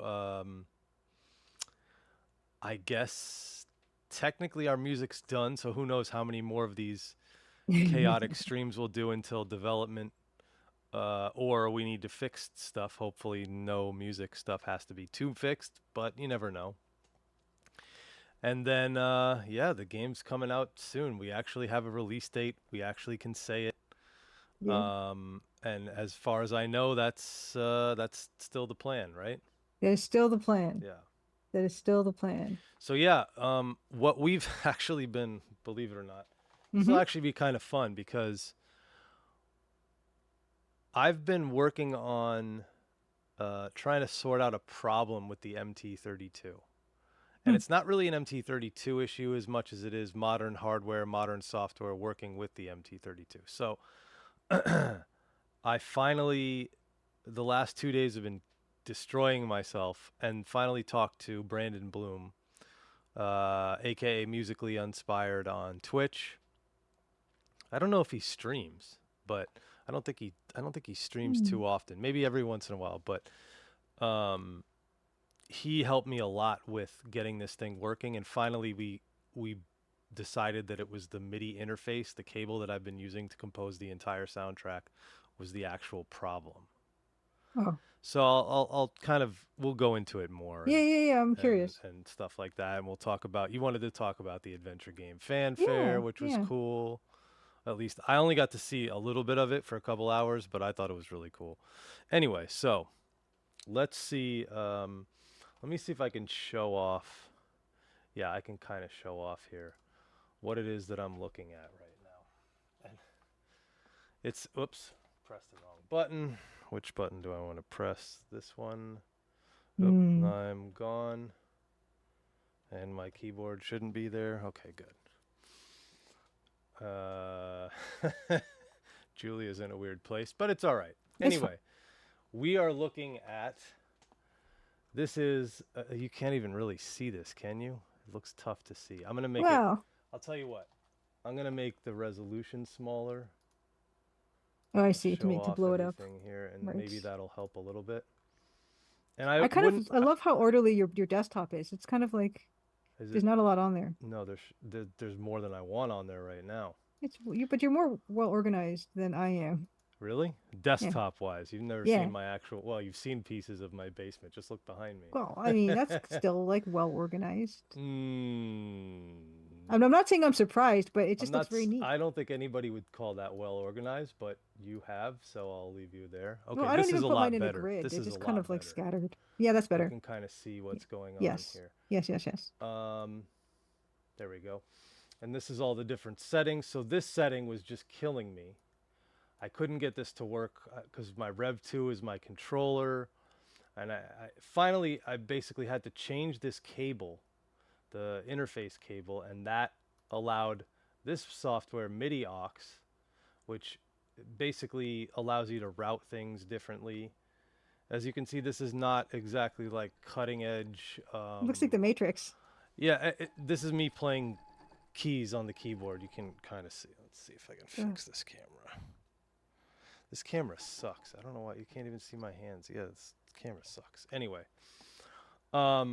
it's an old program that they've kind of just kept updating and it works. Now there's another program called OTVDM, which basically allows you to, once you install it, it allows you to run 16-bit software directly in Windows 10. So like I could run, if I downloaded Castle of the Winds, for example, or even, I think I might even be able to just do it right directly from the drive. Let's see, DOSBox games. I might even just be able to click on this and it works. This app can't run on, oh, no, I guess not. Let's see, what about this one? Sierra. I don't know why this one isn't running, but some of them will. And one of them that's running right now is this LA Synth Editor, which I did show off on stream like, I don't know, 2-3 years ago, a long time ago. But this is a Windows 3.1 piece of software. As you can see, that like that's the look of it. It's because it's technically running in Wine, which is like I think some kind of emulator thing, or wrapper or something they call it. I'm not exactly sure. Grundislav, what's going on? I did get to see Grundislav Yes. at uh, at the fanfare, and I got to see, very importantly, the big box for Rosewater, which was pretty cool. I wanted to steal it, but I didn't. Was that the first time you met Francisco, even though you both live in No, New I've York? met him before. Okay. Once or twice before. I met him in the city at one point. Wine is not an emulator. Oh yeah, there you go. It's a wrapper. Yeah, wrapper. Right. So it basically allows you to run other programs in Windows, I think, or whatever. You can run Windows programs on Mac with Wine as well, or Linux. But anyway, this is a Windows 3.1 program. What you can't see here is the MT-32, but this, when I click on these, basically I couldn't get I would play the keyboard and I couldn't get anything to sound. So I would change the sound on the MT-32. When I click it, the actual MT-32 says Fairlight B now on the display on the LED. And it gives me that sound, whatever these sounds are. But before I couldn't get that to work. So the issue was with the MIDI interface cable. The actual physical cable so you just had to replace it? It's not the cable. It's the interface software is not capable, or it's the interface hardware. I'm not sure. It's like a cable with a little box on it. MIDI. This is what I ended up using. Oh, why did Julia disappear again? Oh, I see why. Do I see why? No, I don't. Grindeslov also says you can meet him again tomorrow if you come to the NYC Social. You know, I should try, because that would be nice. Yeah, do it. Yeah. That would be very nice. Oh, there you go. There. Here I don't am. know. For some reason you were hidden.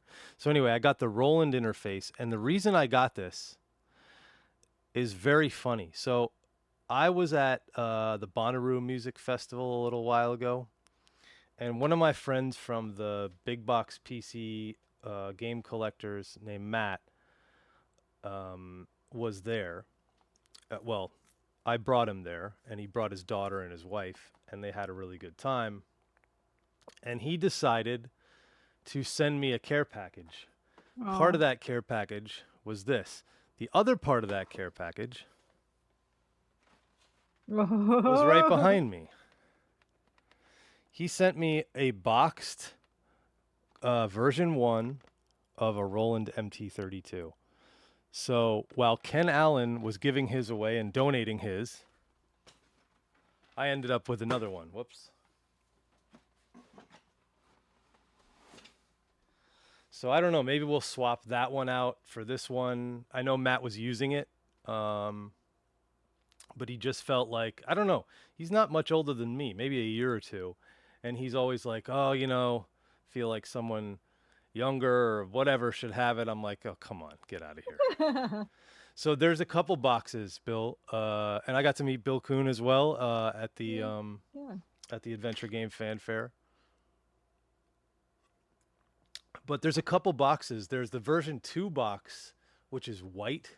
I've seen. I don't know if it's the Japanese version only, but it's white and it has like some logos on it and some like music notes and stuff.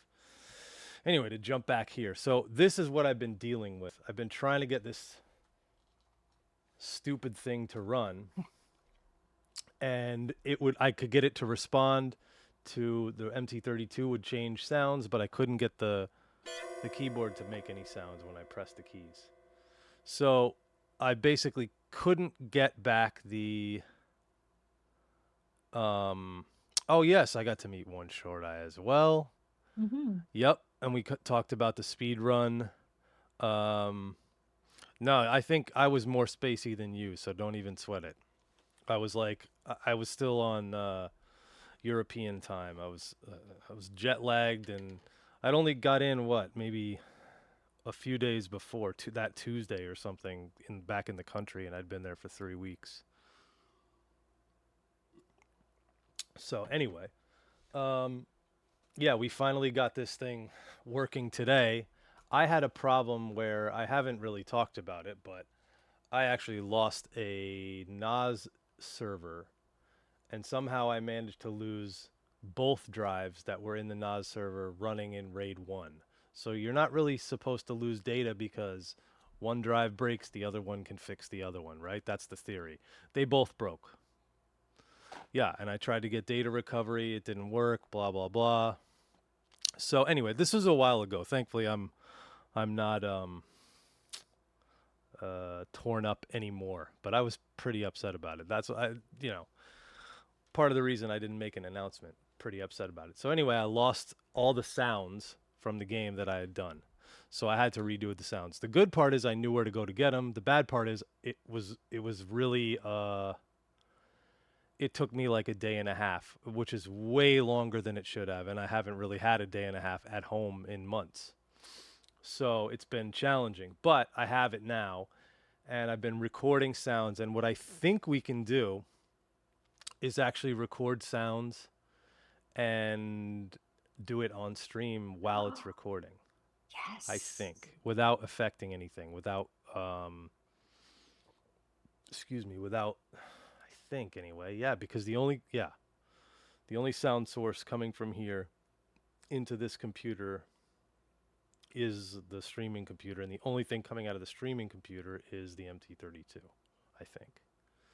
I think that's how it's routed. Excellent. So yeah, we can get all these weird sounds. I know some of the sounds we need to get, but what I was thinking about doing, because this is the software that can load new sounds into the MT-32. If you didn't know, it's really, really a giant pain to load in new sounds to an MT-32 in the year 2024.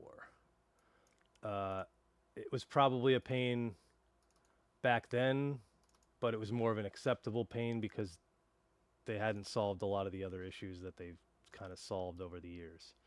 Made things faster, VSTs. They've made life a lot easier. Even if you're working with hardware, they just give you a USB cable and you plug it in and you're good to go. So what I can do is, load open sysx file. I can go in here. I can load the, where is it? I think it's in the Sierra folder. Yes. Okay, so I can load in the sounds from the Sierra Quest website. So I have CB, I saw CB. Colonel's Bequest here somewhere. There we Oh go. my God. So this is the bank right here. This is the bank for that game. Music by Ken Allen. This is his bank.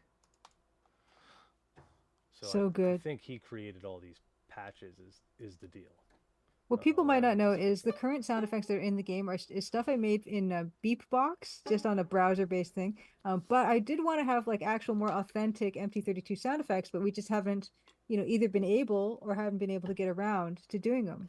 And I was thinking maybe we'd even have to launch it with the Beatbox sounds, but this is excellent. The fact that Dan pulled it together and has got these sound banks now, and we're going to record some sounds. I didn't pull it together. I fell apart first. Well, okay. You cannot pull it together without falling apart first. Yes. Yeah. That's a better way to put it. Yeah. And now we're going to actually get the sounds that were in the games, those games in the Crimson Dawn. And the interesting thing is, I think some of these abbreviations, I think, as I remember right, they stand for the composers. I think that's a Mark Siebert sound, but I'm not sure. We can look and see, like maybe in King's Quest 4, because the King's Quest 4. Sorry, King's Quest 4 was the stock bank. I forget the first one to use custom banks.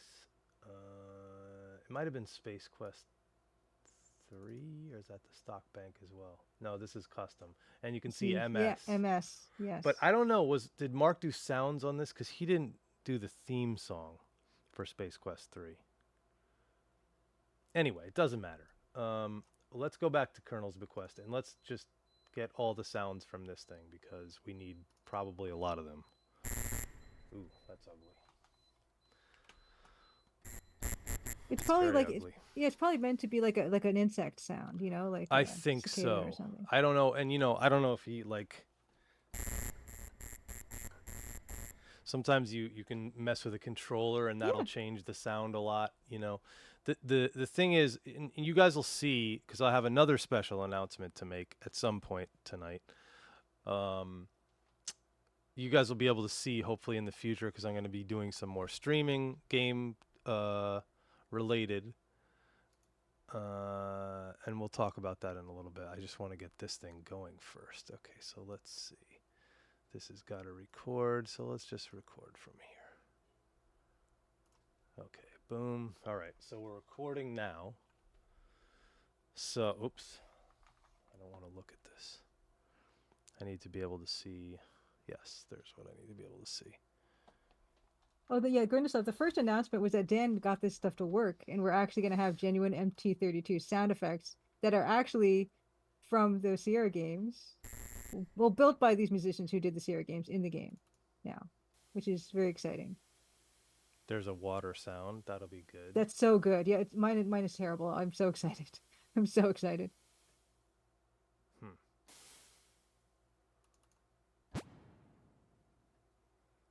That's a little 8-bit for me.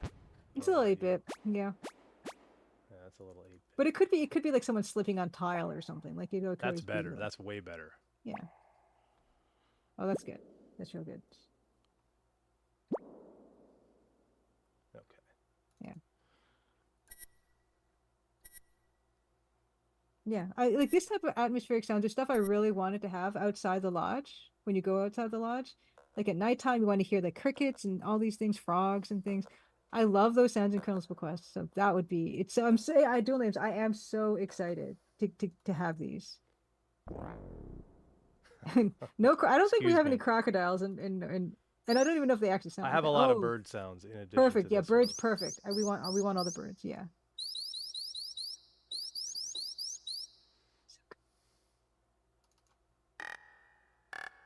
Do we have any woodpeckers? Well, we could. Yeah, they're definitely woodpeckers. So whippoorwill. I don't think whippoorwills are Native like in to this that area, but I would put them in anywhere. Like I don't care. That's how excited I am.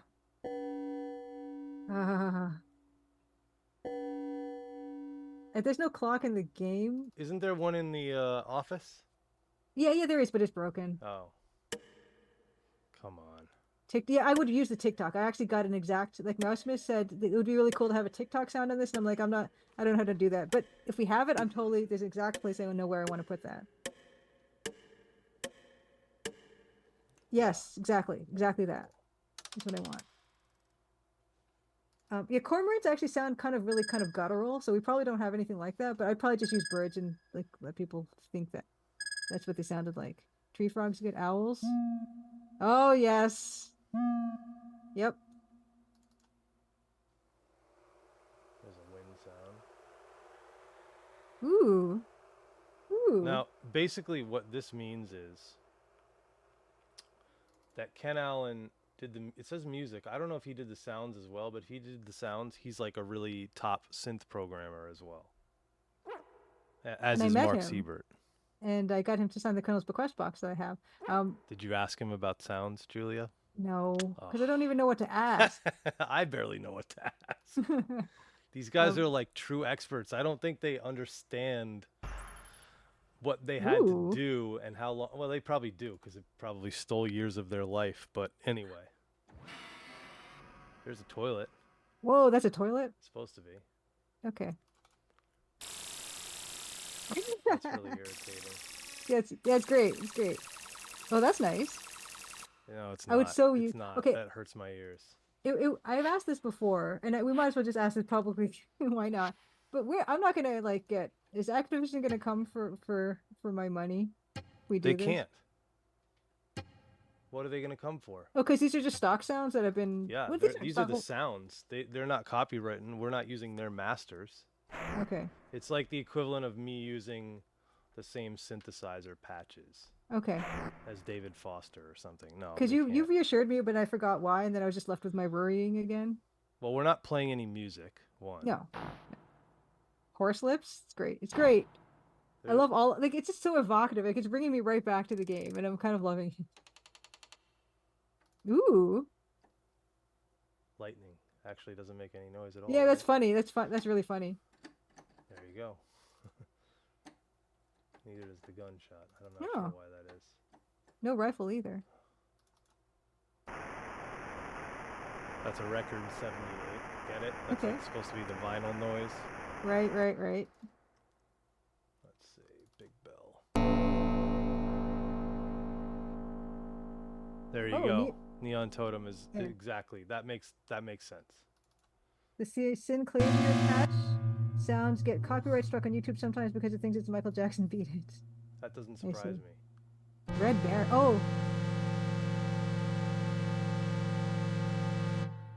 Wow. What's the Ken Allen sound? Sorry, I was not paying attention. What's that? That's Ken Allen sound, yeah. Music by Ken Allen. That's pretty funny. It's the same sound, whatever it is.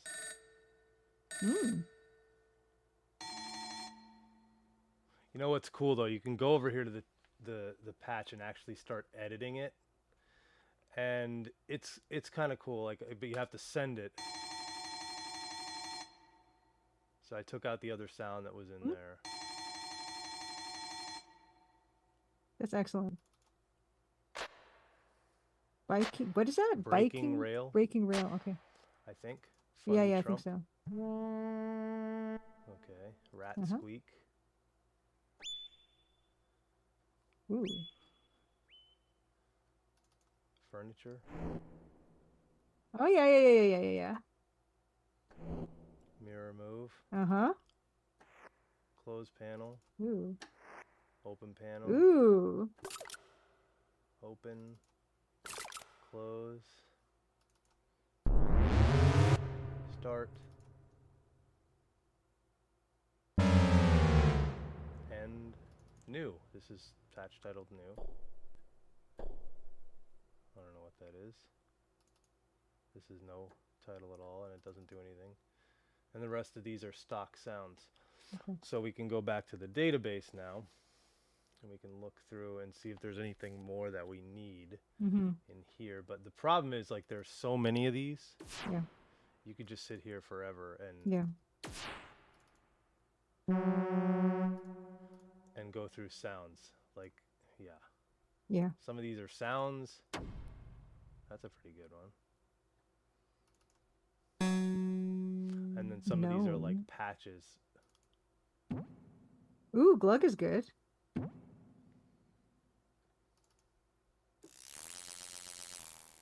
These sound amazing, first of all.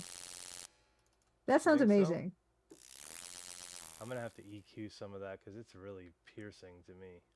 Gokun says, are you saying you've just recently unlocked these MT-32 sounds, libraries, fonts, and you're going to put them in the Crimson Diamond with 9 days left to launch? That is hardcore. Well, see, there's sounds in there, so it's more replacing what's there, replacing placeholders, which isn't too crazy, I don't think. No, it's not. No, it's not going to be super intense or anything like that. Like, my biggest thing was, I think Edmund Detour, you probably would know better than me, but adding sounds to the game after would break people's saves, I'm pretty sure. But unless you put them in the sound audio cache and then rename stuff, you could probably work around that. But I wanted these to be there on release. Right. And stuff like this, like periodic sounds here and there, will just add so much to the outside ambiance. Monster, yeah. Snore Herb. I don't know what all this stuff is. I'm just, it's incredible. Looking at sounds and saying, why? This is why? A good one. Okay, I get it. Why 2? Okay, weird one. Wind. There's a lot of winds. I'm sure we couldn't have enough of these, right? Yeah, these are. I want some wind for sure. Oh, I can't. Can't hear Dan. I think everyone. How is everyone else feeling with the? You can't hear me almost at all. Maybe I'm just not talking into the mic enough.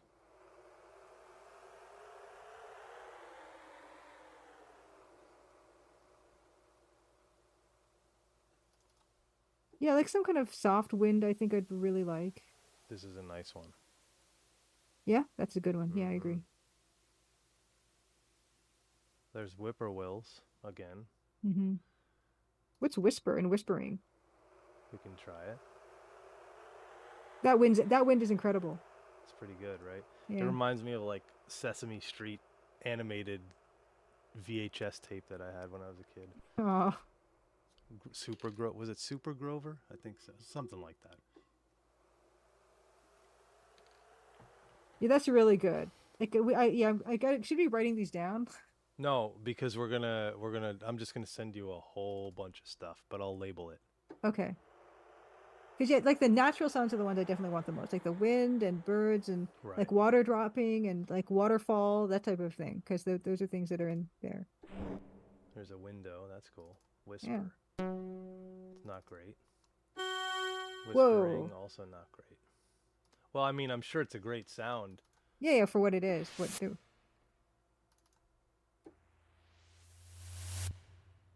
Whoa. You know what I didn't find was a great traffic. I didn't find a great car.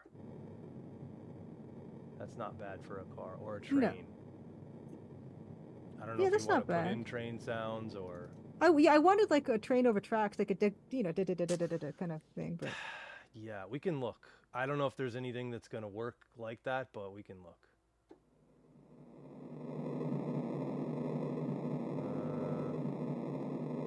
I don't see any trains here. that's There's kind a of toilet, but no trains. Hmm. Let's see. Is there a way to search the database? Probably not. See, this is the problem with having Yeah. software that's this old. It's Ooh, like, nah, Vangelis. that's probably just Benja. big sounds. Yeah.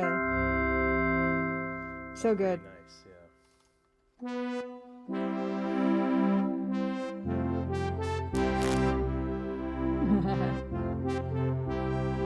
There's that copyright claim again. Yep, We we always need one needed at it. least once a stream. It's not complete unless we do. Yeah. But So what? I Yeah, think like we've got a lot there. yeah, If like there's white anything else you're waters missing, there. Okay, yeah, train, waterfall, car sounds would be good. waterfall. We haven't gotten a waterfall. Car Yeah, sounds, the I have a few already recorded from before the stream. nature sounds, doors opening and closing, the windows opening and closing is good. Water, Rocks falling. waterfall. Yeah, yeah, that's Not good. bad. Yeah, that's good. Waterfall's good. Do you have rock fall or like cave in or? We might be able to get cave. Let's see, cave. I didn't see any when I was looking through it before. Cave. Oh no, maybe. Let's see. I can just imagine like Car. YouTube Yeah, I did this already. YouTube's algorithm saying the sound Cavern from something. Mr. Garbage sound from SQ3 copyright claim. That's not great. A cicada. I guess that's what that's supposed to be. Hmm. Oh, there's a car engine. There's car engines. Yeah, I think I've recorded these Okay. already.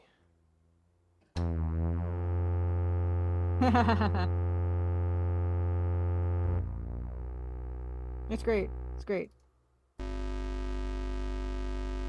It's not great. It's not great. What What else? Oh, God. Just creaks, like random house creaks and stuff. I don't know. Dogfall. Door slam. The dog fall sounded better.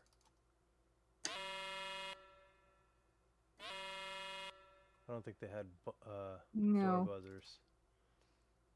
Yeah, the Red Baron Easter egg. It would. Okay. Oh, digging. There's a dig one. What's the dig one? Dig a dig. Probably a didgeridoo.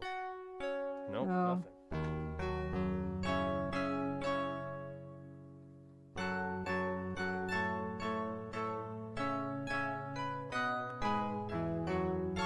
That's pretty nice. There's some nice sounds in here.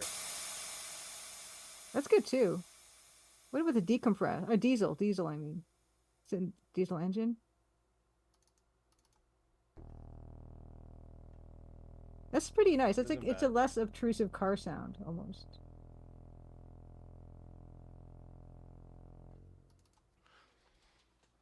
That sounds terrible. Just wanted to see if it sounded like a real DX7.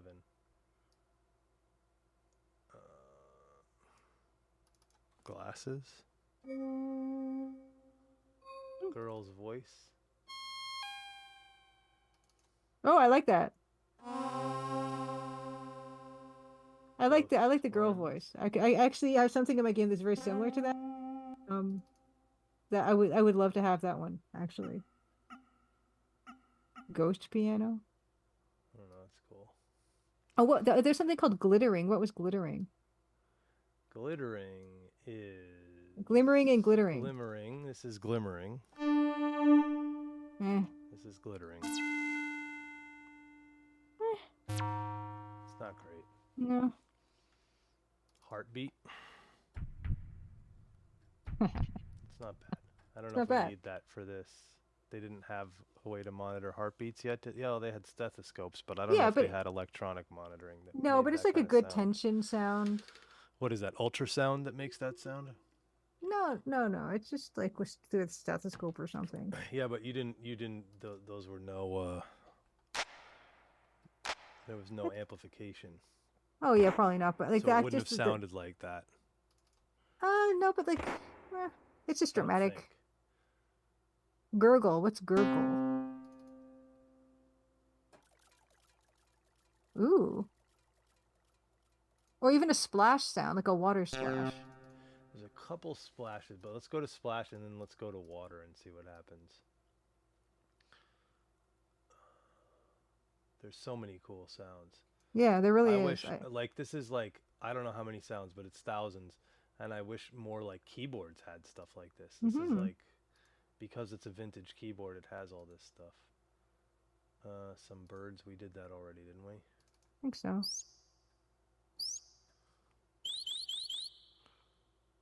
It's good. Some birds mark seabirds. Snake. I get it. Huh? See, like what they had to work with was just very difficult. I would not have been pleased. There's some splashes.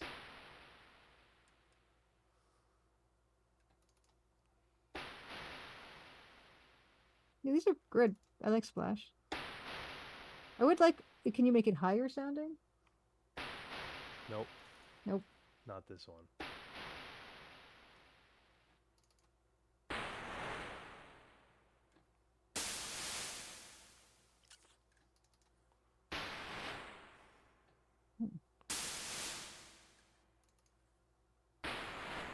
I think the first one is probably the best one.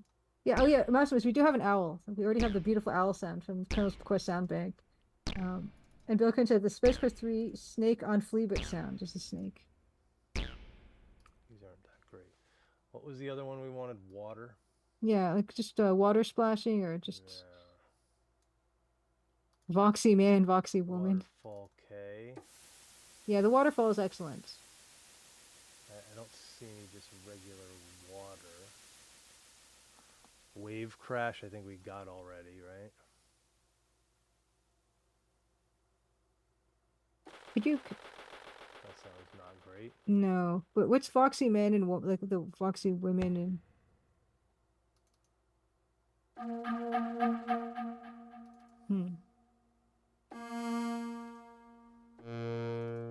These are all like tones. Oh, that's interesting. It is. That's not. So what you would do if you wanted to compose, let's say, and let's load in. Somebody was saying Bill Kuhn was saying Space Quest 3. Let's load in the Space Quest 3 sound bank and see what we get. So this is, there's only a handful of actual instrument sounds. The rest are all, whatever, bass. And what was the sound that he said? The snake? Oh, yeah, I see, yeah, in that first column, yeah. Snake. There you go. Space Quest 3 bank. That might work for something. Oh, that's cool. You can't hear this unless you have headphones in, but that's cool. It's really cool. Blades. I don't know about that. Forklift. Oh, wow.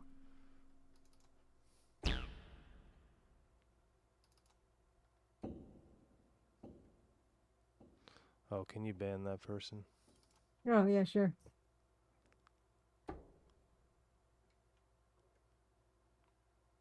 Thank you. Mm-hmm. Explode. Oh, God. Some of the explosions are better than others.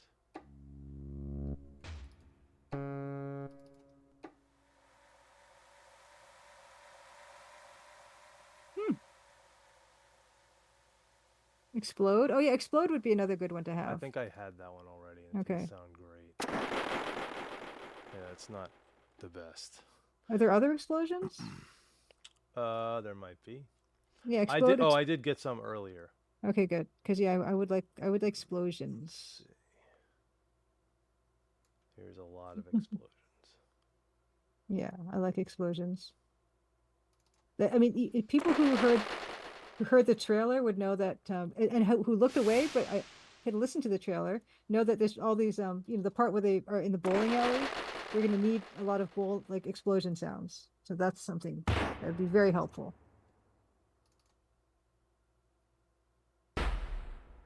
That one's not bad.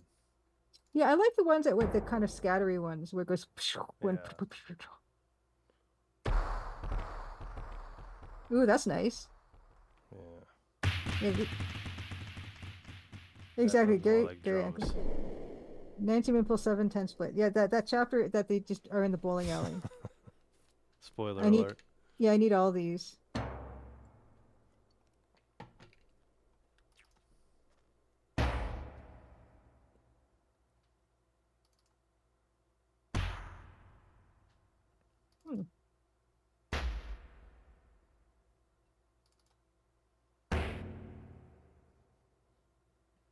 Yeah, exactly. The Lodge's secret bowling alley. It's an Easter egg.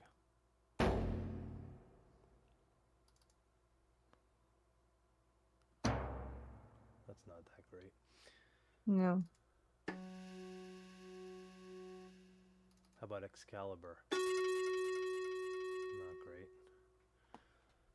There's some just cool sound names, but you know, who knows what they sound like. Let's see. Oh, we lost Julia because the free meeting has ended. Let's do this again.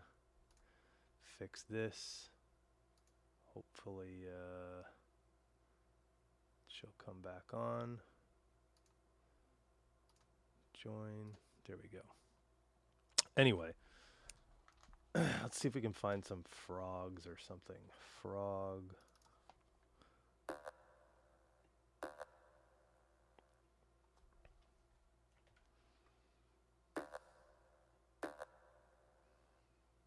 It's not bad. It's not good. Did you know that I left and came back? I do now. Okay. But I don't know why I don't see you. I see you there. Hold on. Something's wrong with the camera. Well, yeah, something was wrong with the camera. And what is wrong is that neither of us are paying for Zoom. So no, the camera is now a frozen picture of me. Yeah. Okay, that's interesting. Oh, that's why. I see why.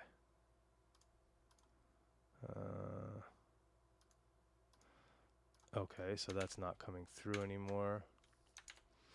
Okay, let's get back to this. Okay, there's something's coming there.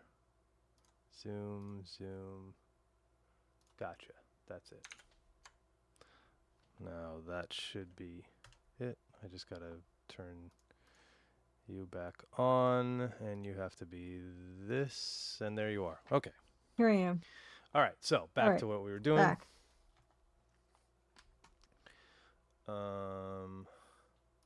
Yeah, I would say we're probably getting to the end of the sounds we can find. Ice. Okay, there's a sound called Japanese, and I'm very curious. Is there? And there's Jamaica too. You got to check these out. Okay, let's see. Where's Japanese? Japan, Pan, Jamaica. Jamaican drum. I assume this is a steel drum. Yep.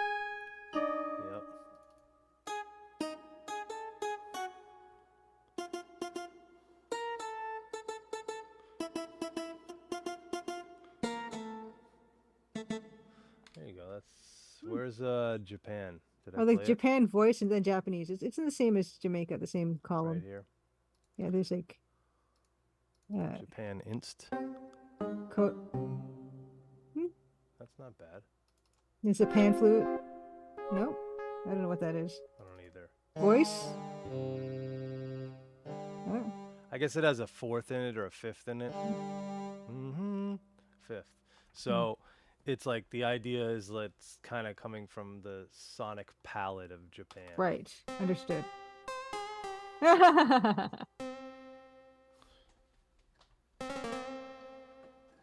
These are cool sounds though. Like you could Yes. if I had to do this again, I think this would be a lot easier because this software now running in Windows 10 made my life 1,000 times easier. And there's actually a new piece of software that was built for the MT-32 just recently. Let me see if I can find it. There was also something called Kaboom that I Oh, just saw there. I'm very yeah. excited. Yeah. Let's see what that's about. Kaboom. It's in the bottom right. Okay, it's not good. I don't think it's that bad. Knock. We have a Yeah. knock already, though, I don't we? I need knock because actually in the demo you can knock on doors and stuff. That's super handy. Yep. I need a knock. Don't know about that. That's not bad. What's this blip? We don't need that. Nope. Ken Allen is here. Oh, and then landscape. What's the landscapes? Just ambience. Probably. I don't know if this is what you want. No. No. Ken Allen who?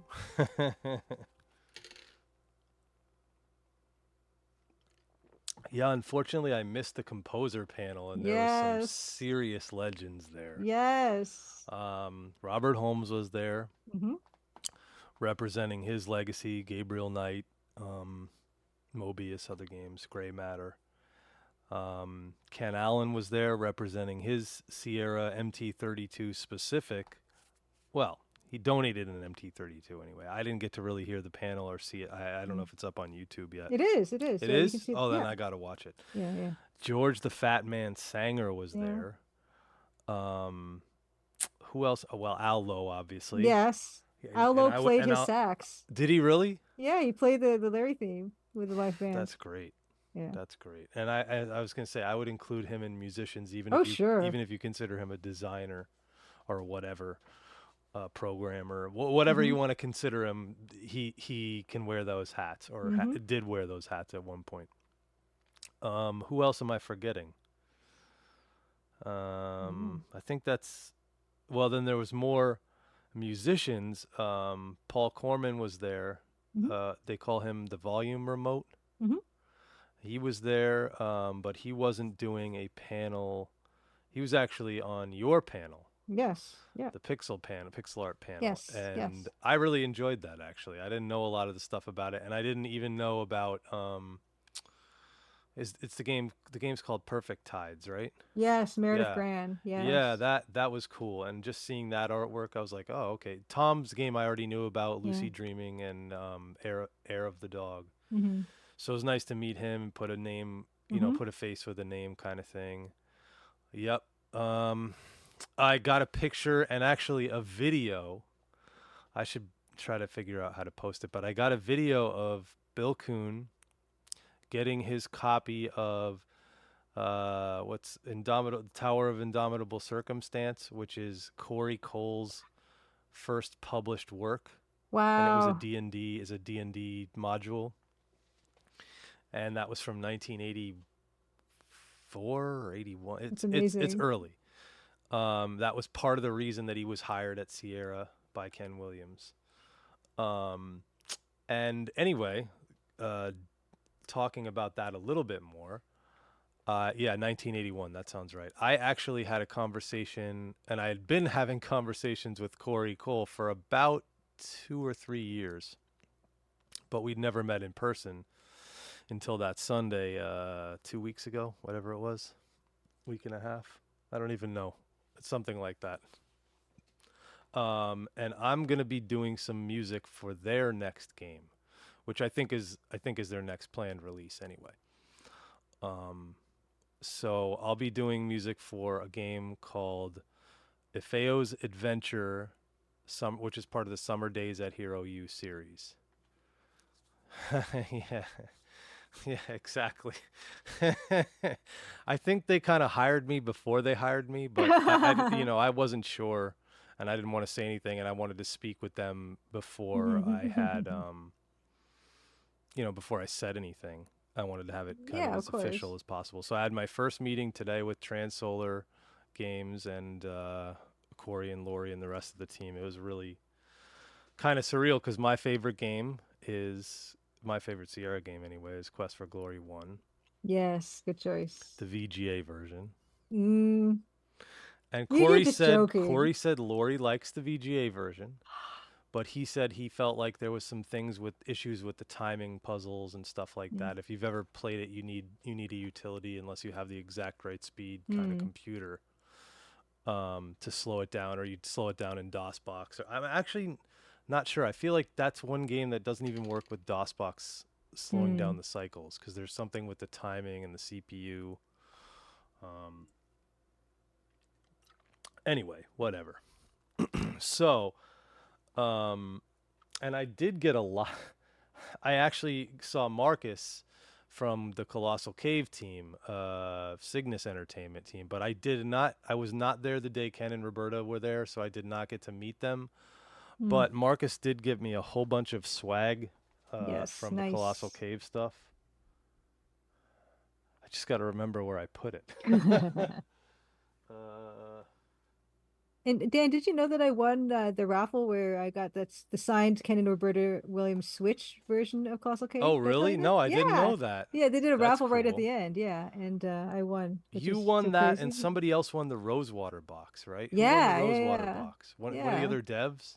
yeah. Oh, I think so. Yeah, yeah. One of the other devs did. Um, I know Tom with the Air of the Dog that he's working on now. He has boxes for his games. Yes, yes. They There's a look tier if amazing. you want to back, and the boxes. I saw the boxes; they're good. He They look said good. the one he had was a prototype. He said he didn't like something about it, and I thought it looked good even then. So he's going Hmm. to improve on what's already good, which is not a bad thing at all. Yeah. Um, so yeah, it was cool. So anyway, I'll be doing music for that, and I will be streaming it. Oh, it's so I don't know exciting. when yet, but I got the go ahead. They said, "Hey, indie developers, secrecy is not our friend. We need to let people know what Hmm. the heck we're doing and let them watch and see." And so I said, "Cool. I am down." I asked for permission for announcing that I was working on the game and for streaming, and we got the go ahead for everything. So that'll be pretty cool, right? Yes, it's so So exciting. that's I don't know how many other ex Sierra designers are still doing games. I don't know if Jane Jensen currently working on a game.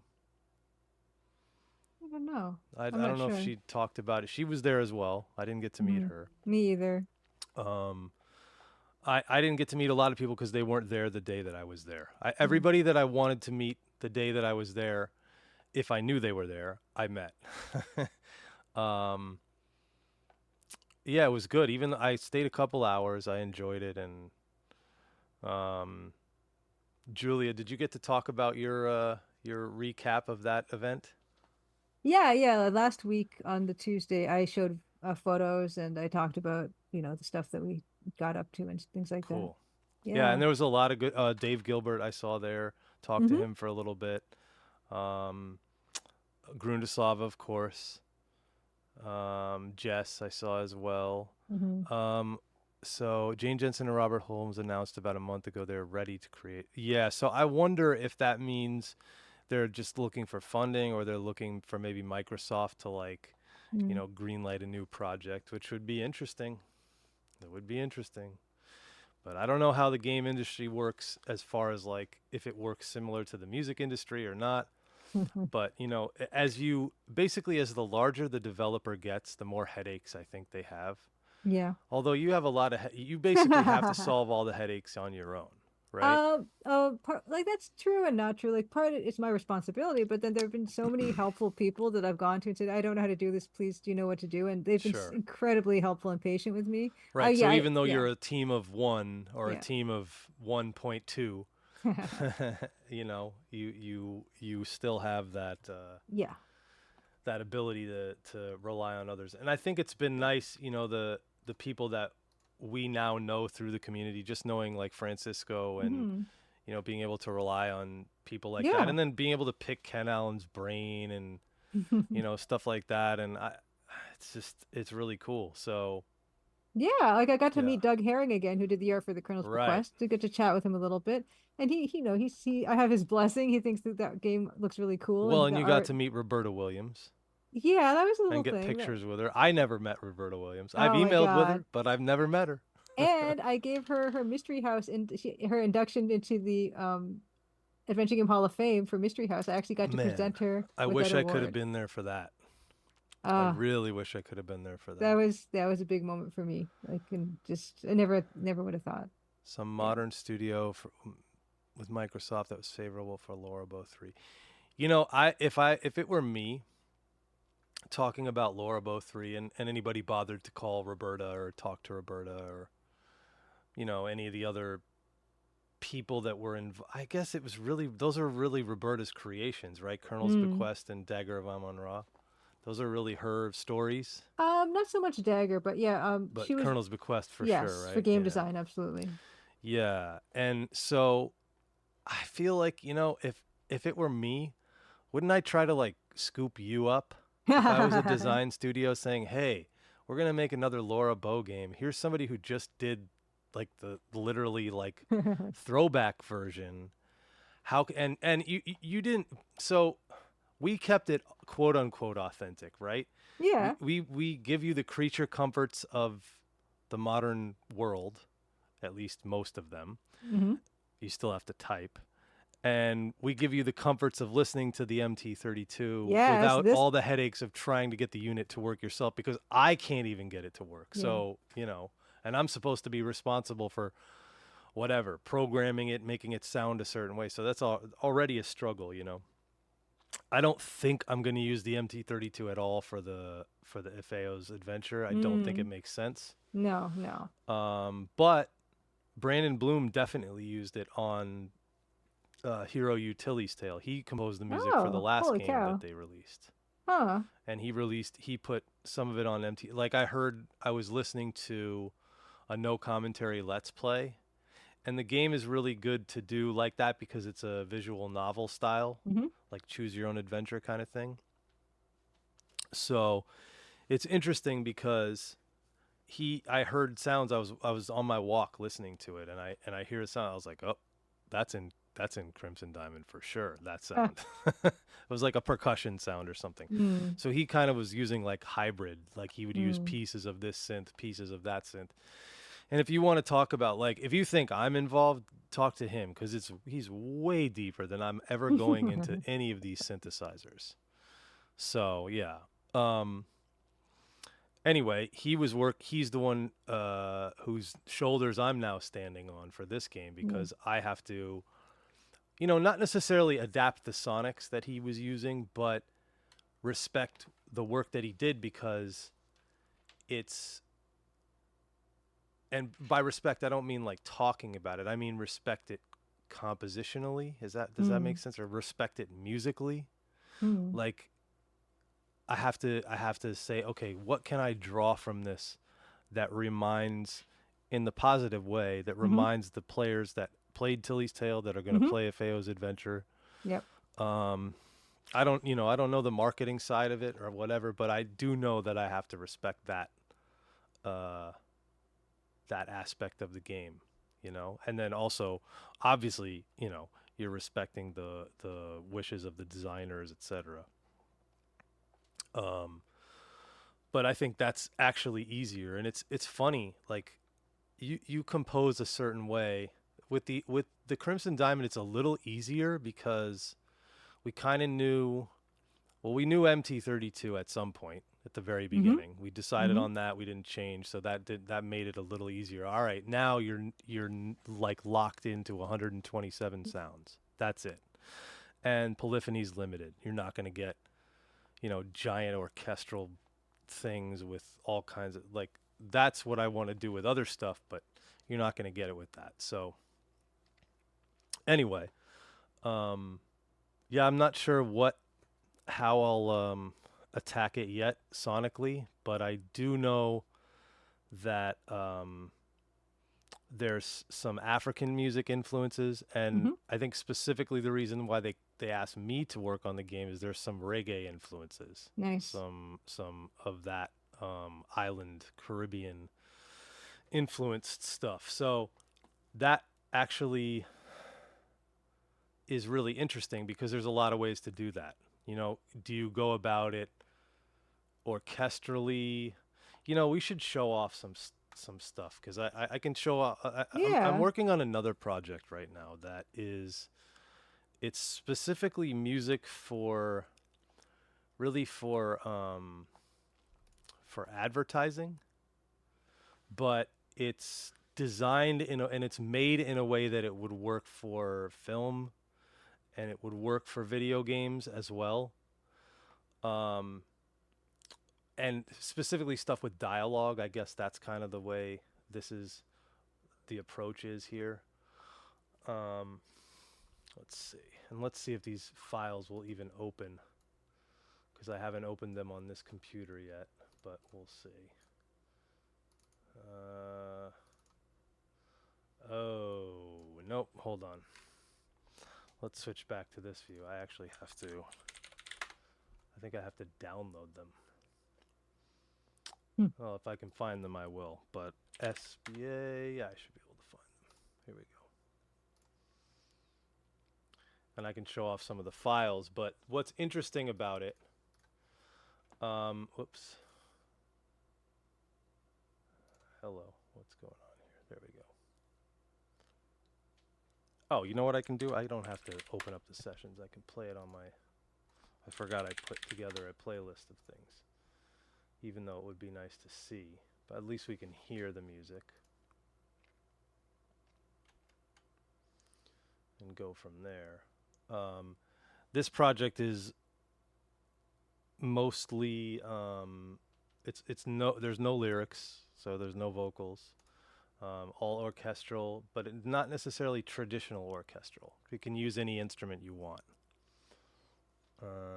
Okay, so here there's 4 different sketches that I've done. They're each about a minute long. And what was the brief for them? The brief is technically pretty open, but it's like what they call it is non-heartstrings orchestral music. Okay. So it shouldn't be epic.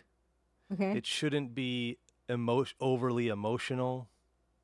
Like, you know what I mean? It shouldn't be really John Williams kind of stuff. It shouldn't really like the love theme from Star Wars, or it shouldn't be the opening from Star Wars or any of that kind of stuff, or Indiana Jones. And it's called more non-heartstrings. That's what it's called in the industry. Well, in this particular brief, that's what they chose to call it. I don't know that it really is like something in particular, but I'll play all the sketches. These are the sketches that were, well, can I play the non-approved ones? Yeah, I guess I can because so I'm working through like a course, I guess you could call it, a class, whatever you want to call it. And specifically on music composed for advertising. Because, here we go. I can play you guys. You'll hear the first couple. These were rejected for the project, which doesn't necessarily mean they're worthless. It just means that for this project, they don't fit in with the rest of the music. And you'll hear what I'm talking about. So this is the first one that I sent over. This is the first. Oh, no, that's not the first one. Where is the first one? The first one is, yes. See more. Here's the first one.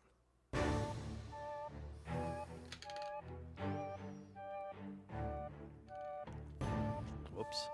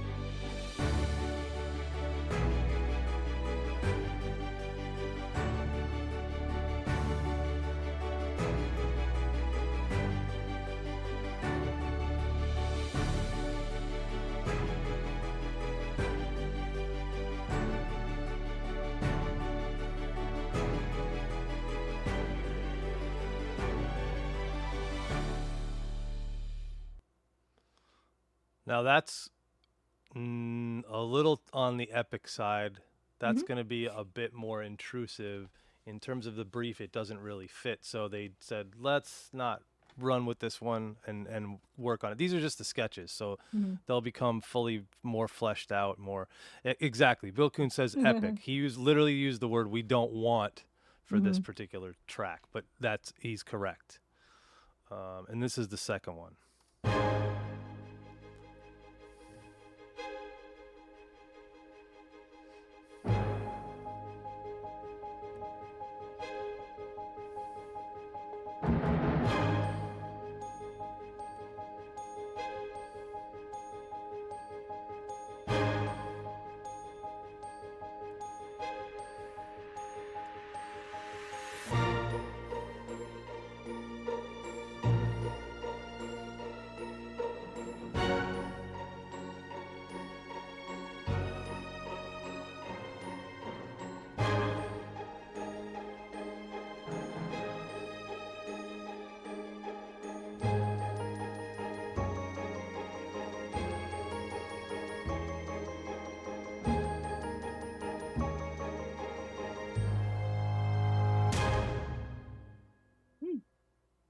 So that also doesn't fit because it's very it's got a childlike whimsy, I think, were a couple of the descriptors they use, and we Hmm. didn't want those things.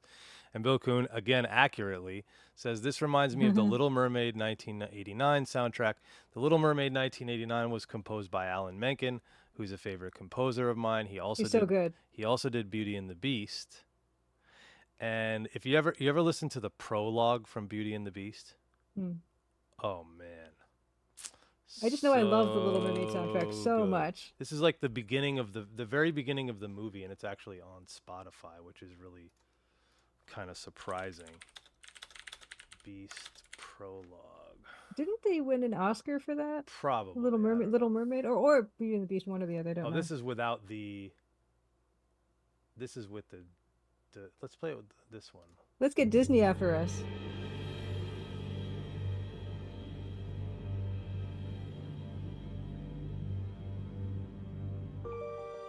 Yeah, this. Hmm.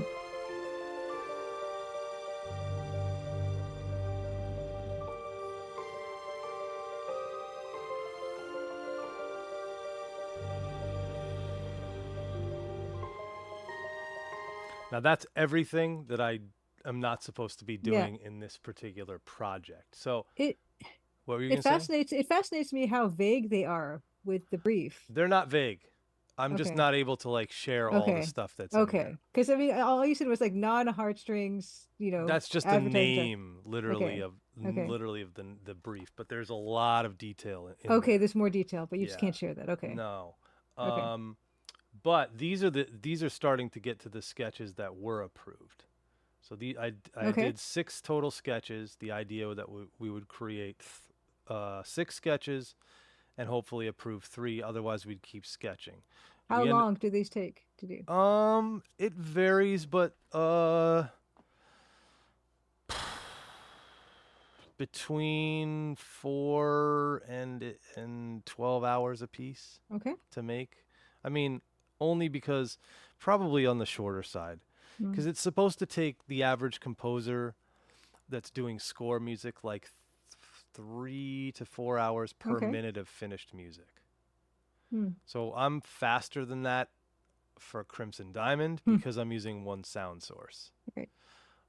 It slows me down because I can't do what I want to do, but it also speeds me up because I can't do what I want to do. So it's weird. Anyway, these probably took around 4 hours a piece, I guess, maybe less. As time went on, they got faster, put it that way. And I Okay. was doing some of these on the tour bus in Europe.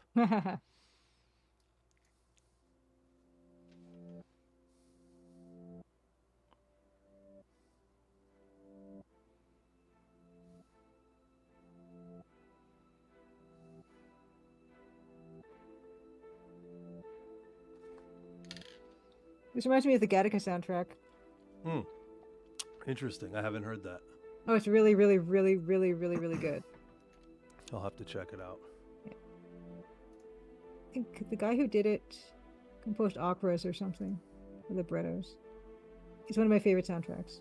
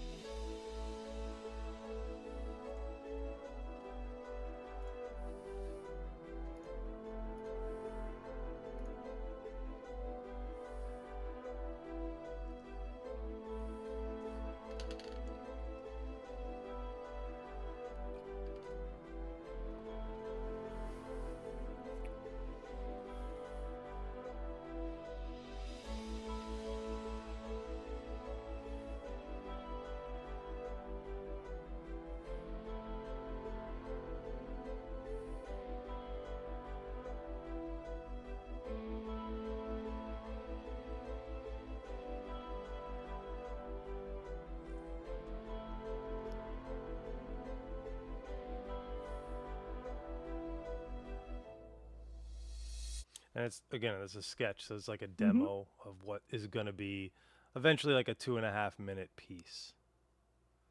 So that's one that was approved. So there's feedback on all these still, despite them being approved. There's like a lot of, hey, this got to change, this got to change, whatever. Anyway, here's another one.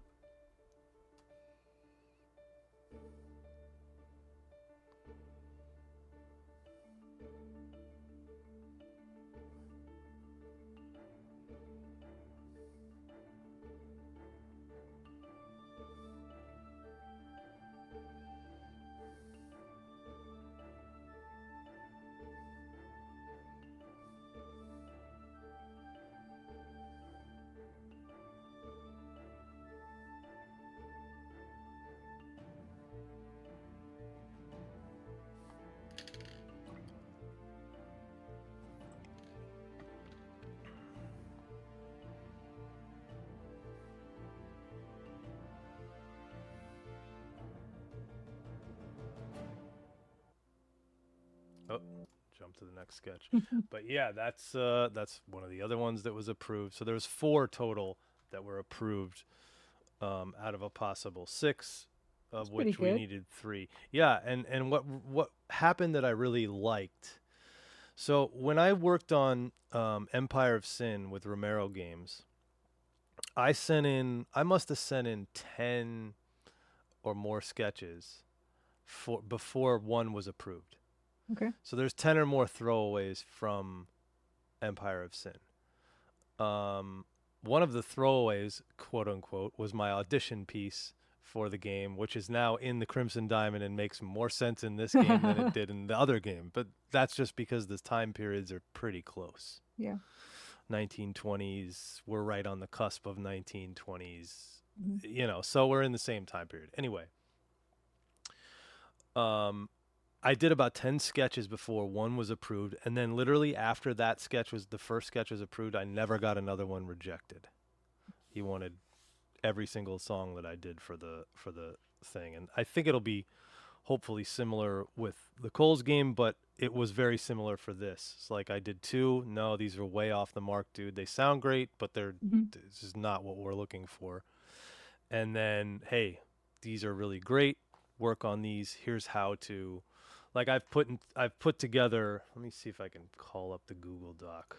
I put this together. This is something that I was working on today, literally. In addition to making progress and trying to get this sound thing sorted out. Let's see if I can find it. Yeah, I made a Google Doc with the action items for my project. Speaking of those sound effects, when do you think I'll get those? Hopefully tomorrow. Okay. You should have them by tomorrow. Cool. You can see kind of like this is my data, and this is the feedback for each Oh action items for wow. each song. This is Holy cow. just something he did for me. But then we kind of talk about what to do on each song, and it's pretty Whoa. specific. So like Yeah. that's even though they're approved, there's still a lot of stuff to do. You want to get it to a point where you have about you have about 2.5 minutes. Each one is going to be about 2.5 minutes, and then you do something that's called cut downs, which is basically you're taking the files and making them shorter versions. So you're for 2 minutes 30, that's the full version, and then you're cutting down different versions all the way down to the 6-second version. So when somebody asks, you already have the cut downs ready for them. So anyway, this is the sketch here. Let's see if this opens. It should, because I have all these instruments. And then we can kind of take a look under the hood. And this will be more similar to the process, I think, will be much more similar to the process of working on Ifeo's Adventure, Summer Days at Hero U.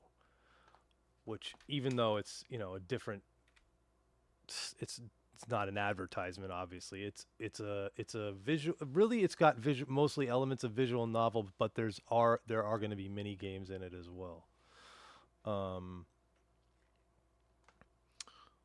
And let's see, did it open? It's missing one piece. That's probably okay. I think I know which piece it is. Yeah, so we can see what the actual sounds, and I could go through and change this. We can listen to all the, like this was a piano sound that I reversed. And then I made it, this is reversed too, I think.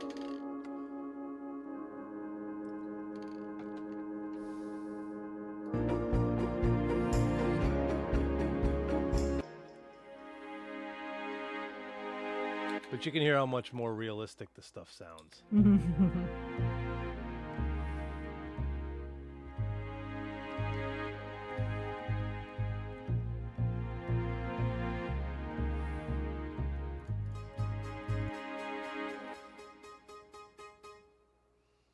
that's a piano. This is some weird instrument that was in one of these synths.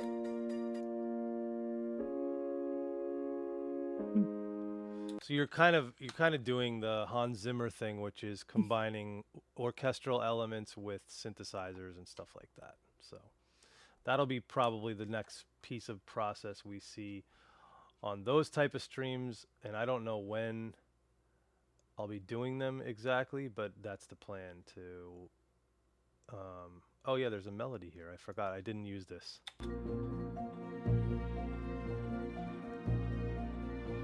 And I know why I didn't use it, because it changes the tonality of the whole song.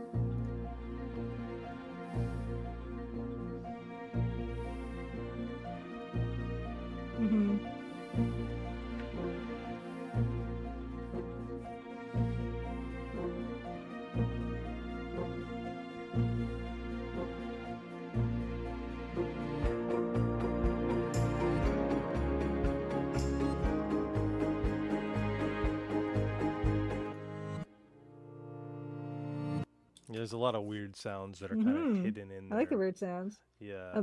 Do you know what day of the week you might be streaming? I was thinking Tuesday at 8 p.m. Eastern time. No, I don't know. I have no idea. I don't want to interrupt your stream, and I don't want to interrupt the Cole's streams when I think they do theirs on the week. They were doing them on the weekends. I don't know if they're currently doing them or not. Maybe somebody else could answer that one. Yeah, there's all kinds of, like, what's this? I think this is a tambourine sound. Yeah. There's just all kinds of weird stuff.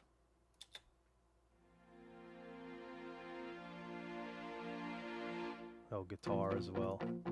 You don't really hear that too well. I like the guitar.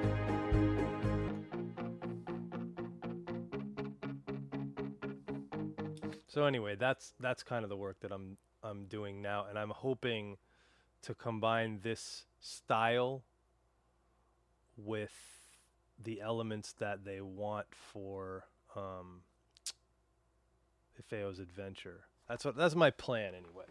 So I kind of have the way to attack this in my mind already. I mean, obviously I need to play the game more, the first game, Tilly's Tale, and I could play Hero U as well. But I think we're gonna reuse some thematic material from the first Hero U Summer Days at Hero U game, not Hmm. Hero U Rogue to Redemption. So, yeah, anyway, this is kind of a piece of behind the scenes process, and I think we'll be doing more of this, more than just on Tuesdays, and then we'll figure out what the heck we're gonna do on Tuesdays. But the upside for that is this software here should have made life so much easier. So what I could do in the future, so the way this works is the MT32 has a bank, which is this thing here. This is a bank. This is a database. Hmm. I can't load all of these sounds into the MT32 at once. I can only load this many sounds, which is 100 and I don't think it's 127, but it's like 110 or something. I'd have to look. 100 and change sounds. So I have to load them into this bank. And if I can't get them all in one, and let's see, 1, 2, 3, 4, 5, 6, 7, 8, 9, 16 times 4. So yeah, that's about right. No, that's small. That should Yeah. be bigger than that. Anyway, you can only plug in but so many sounds onto the MT32 of your own. So you kind of have to, or you have to do a bank change, which you can do as well. But that kind of then, so you could do that, but you're programming in like let's say you wanted to go from sound effects to music. You would have to have those sound effects and the music in the same bank. So what we would do for TCD2, for example, if we were working on that at some point, um, we could make our own bank of sounds to be used, but we'd have to draw from that bank. Yes, we could switch multiple banks, but then you're kind of cheating in a way, and that it would be less authentic sounding to do it that way, I think, Hmm. because I could do too much then. Yeah. Um, it may not be. It may still sound authentic because it'd be more like a bank switch, but again, it's a lot of work to do all that programming. Yeah, so 64. So it should be double that. So it should be 128. Um, I think. Speaker, is this full screen? Yes, it should be. There's Julia back. Okay, good. That worked. We're saying is the bank switch. No, I was saying we could do that. I think it would take a lot more time, and I don't know if it would necessarily give you a better product. You know No, what I I'm a mean? big fan of limitations. I am. Yeah, and like it might be cool to do some custom sounds. That could really work, but also there's something to be said for the sonics of the game not being super spacey and Hmm. synthy sounding, even though we're using a synth from the Hmm. 80s, if that makes sense.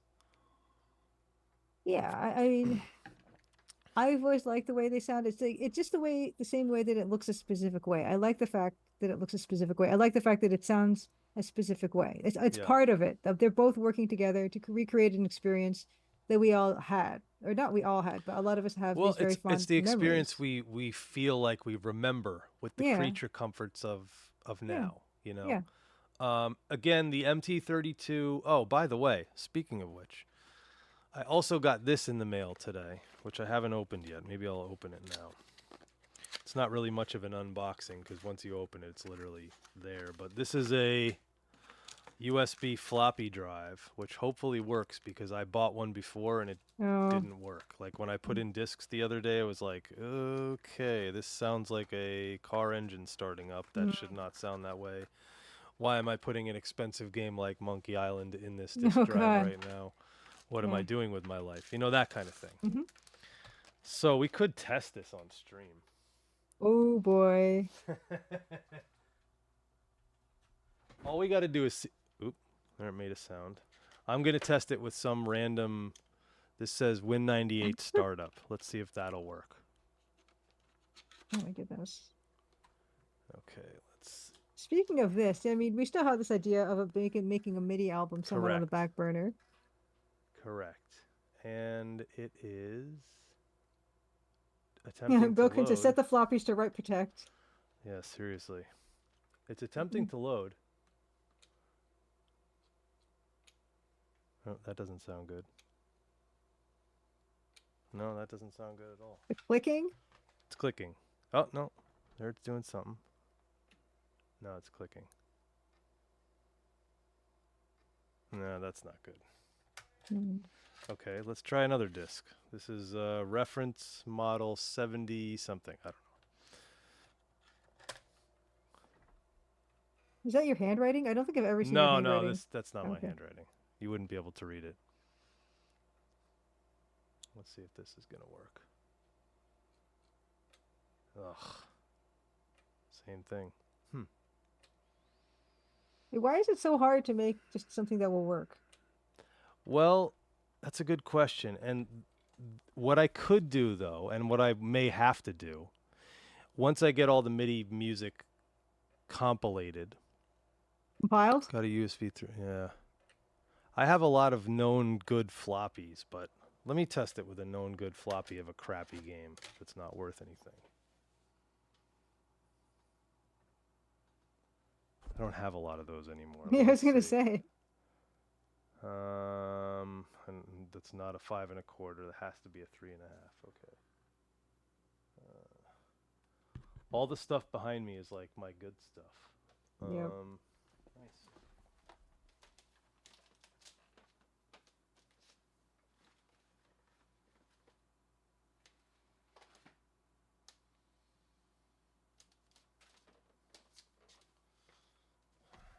I don't have anything.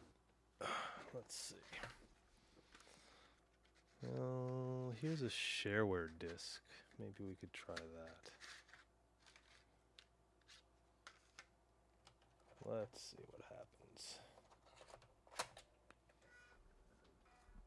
Oh, I forgot I wasn't showing this. That sounds better.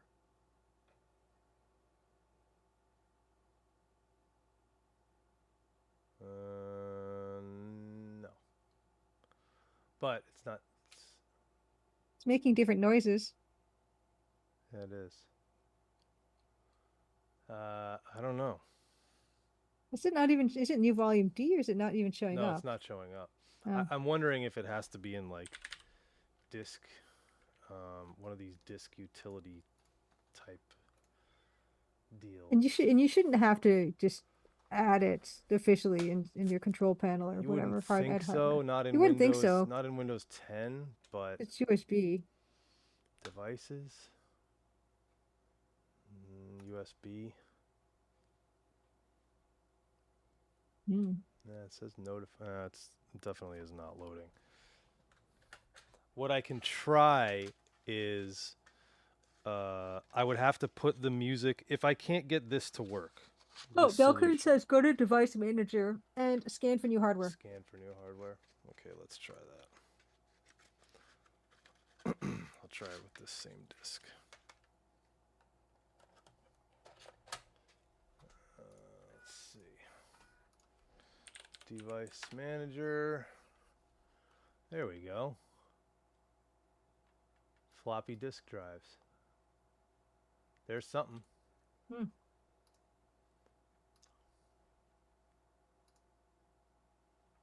We need it. That's a Windows. Okay, I don't need to update it.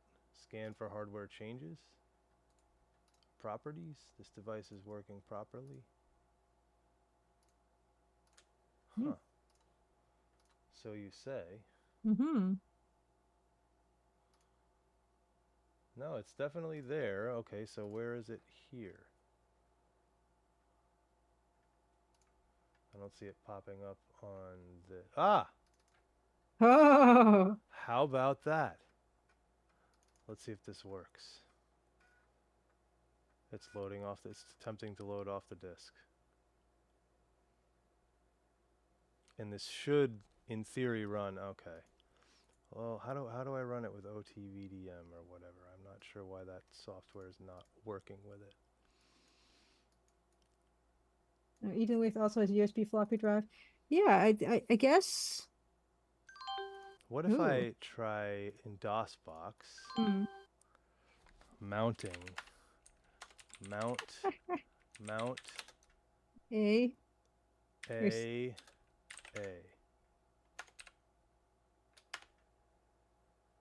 Okay. There we go. Boom. Boom. Oh my God. It works. This is great. Keyboard. Thank you so not much for the general tech. MIDI, AdLib, none, Tech support. Wavebus, or Sound Canvas. We don't have Oh any my of these God. things. Well, we could put general MIDI, I guess. 220, yeah. And sound effects device. Let's put Sound Blaster 227.1. Oh my gosh. 8. Can we test? No. TIE Fighter has a test in it, though. But we know it works. Oh, yes. Amazing. Let's do this, actually. Let's go to TIE Fighter. CDTF, TIE. Oops, I didn't want to run the game. Yeah. Whoops. Wait, is that what we're doing tonight? Apparently. Well, it does work. And it should be set to MT-32 for playback. I'll tell you if it does. Yeah, Bilkin says you cannot run DOS programs in Windows 10. They just won't work. You have to use DOSBox and map the drive letter. No, you don't have to anymore. So, this doesn't work. But I wanted to go setup, I think, or install.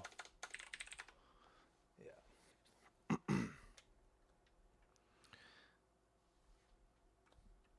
So I'll show the program that I'm running right now is just running within Windows 10 in this OT VDM wine environment or whatever.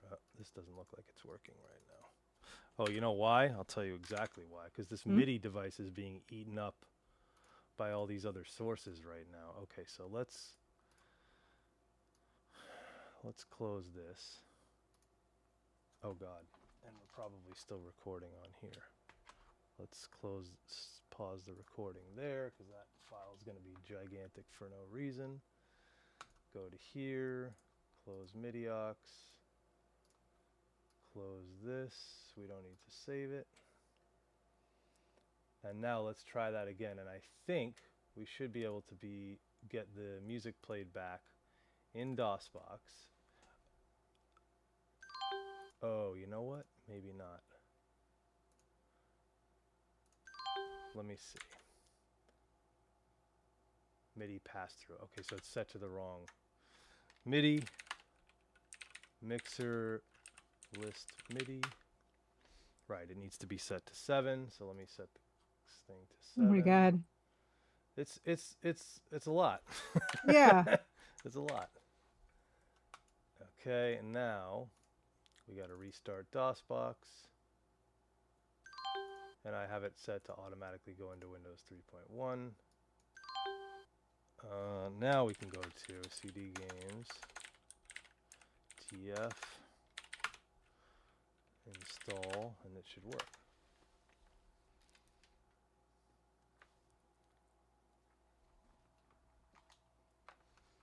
And it still doesn't want to work, huh?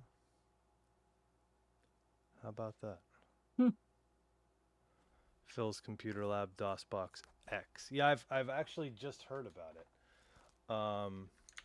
But anyway, let's show off this OT VDM thing. So it's supposed to be. Let me see if it's still here. Downloads. No. Right. So I was able to, because I was able to run Castle of the Winds directly. Oh, maybe it was Windows 3.1. Maybe that's why. Not DOS programs. Where's Castle? Catalog. I don't even see the exe file.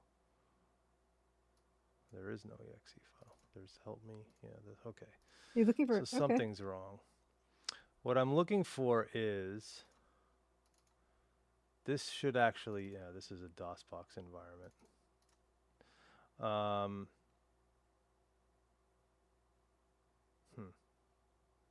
Well, it doesn't matter. If this doesn't work, it doesn't work. Let's try this. I got one other idea. I can restart this machine and see what happens. Have I ever tried to get the game Police Knots running? No, I haven't. Is that one of the not working designs? Is that a Kojima game? Is it a Kojima game? I think. I've never played it, but I do have it on my Ambernick as like a ROM, Oh, and gotcha. I'm really looking forward to playing it. But I've never tried to play it on like a Windows machine or anything. No, I thought it was a. Why did I think it was like a PlayStation game or something? It's a Japanese only PlayStation game. No, I think they must have ported it. Oh, the question was for Eden Waith, Human said. Okay, let's Oh, try this one more please. time and see if this works. Konami Oh, it's Kojima game. selected. The wrong thing is selected. Okay, so that's the problem. PlayStation and Saturn, police knobs. Saturn. That's what I was thinking of. Okay. Saturn. Where's this? That's right. This is right. Well, where's my mixer list MIDI? I need to I'm do really looking that. forward to playing like console adventure games that I never had a console, so I never got to play them. And especially, yeah, I've never played a Kojima game either, so I'm kind of saving Oh, it. it's two. Maybe It's supposed to be post two. launch. That's weird. I'll figure that stuff out. Two. Save. And Are you let's want to be try back on your this desktop or are now. you doing stuff? Oh yeah. Doesn't matter too much. Hmm. Now we should be able to get into the part of the thing that we wanted to get into. Yeah, I wish Windows still looked like that too. I know TV. other people are saying it. That's the high Sa resolution 800 by um, 600 resolution 256 colors. So I don't know if that's too many colors for you to see well, at I the do like same the time. EGA, like what 3.11 I think was EGA, This maybe. is 3.11. Oh, okay. Well then, Wow, this is not working. So now here's the funny part. It was working yesterday with the other device. So interestingly enough, detect. I don't know what that means. It was working with the other cable, but now it's with oh this cable. It's no, not working. But it's okay because I don't necessarily need to use my actual MT-32 to play right, emulated games. right. And if I do, I have now a second MT-32 that I could do that with. So that's not super important. It sucks So that that it was doesn't mentioned work. the black box Roland MT-32 is like a first edition It's the version 1. I don't know if it's a version one. first edition. Okay. Yeah, PC 98. There you go. So that's a Japanese only computer as well. Um, PC 98 game, and it's like Rise of the Dragon or something like that. It's Hmm. like one of those style games, I think. Because Rise of the Dragon is kind of like the cyberpunk game that they did. Yes. And Yes. is there two of them? There's Rise of the Dragon, and then there's a sequel. Was there a sequel? I think there is. Oh. Well, there's Mean Streets, and then I don't know if that one is related to Rise of the Dragon. But Bilkin says Windows 3.11 was 16 colors, but technically VGA due to higher resolution. So we're kind of both right. uh, Rise of the Dragon, Sega. Yeah, there's let's see, Rise of the Dragon. Oh, let's show this off. We can show this off now. Hmm. There is Heart of China is the other Yeah. game I was thinking of. Yeah, yeah, but I don't think they're related. I just think they're made No, around the same. they're not, but there is I think there's another game. Oh, Ports reception, or maybe this was the second game in the oh, series. okay. Yeah, Mean Streets is the first Tex Murphy game Whiskey Tango Foxtrot said. Series most famous for its later games like Under a Killing Moon. Yeah, I knew Mean Streets was the first of something. I just couldn't remember Gotcha. which series. Yeah, it doesn't really say much about the series. Hmm. Sega CD version adds voice acting. Oh, Cam Clark. How would you know? Cam Clark as the William Blade Hunter. This game is awesome, by the way. I did play it on stream and I love it. Really? I've Yeah, never played it. I believe I have a copy of it, but I've never played. so good. Well, I played it in EGA, of course, but most people play it on the Sega CD version, but it's so good. There's an The music is Amiga amazing. version as well. Hmm.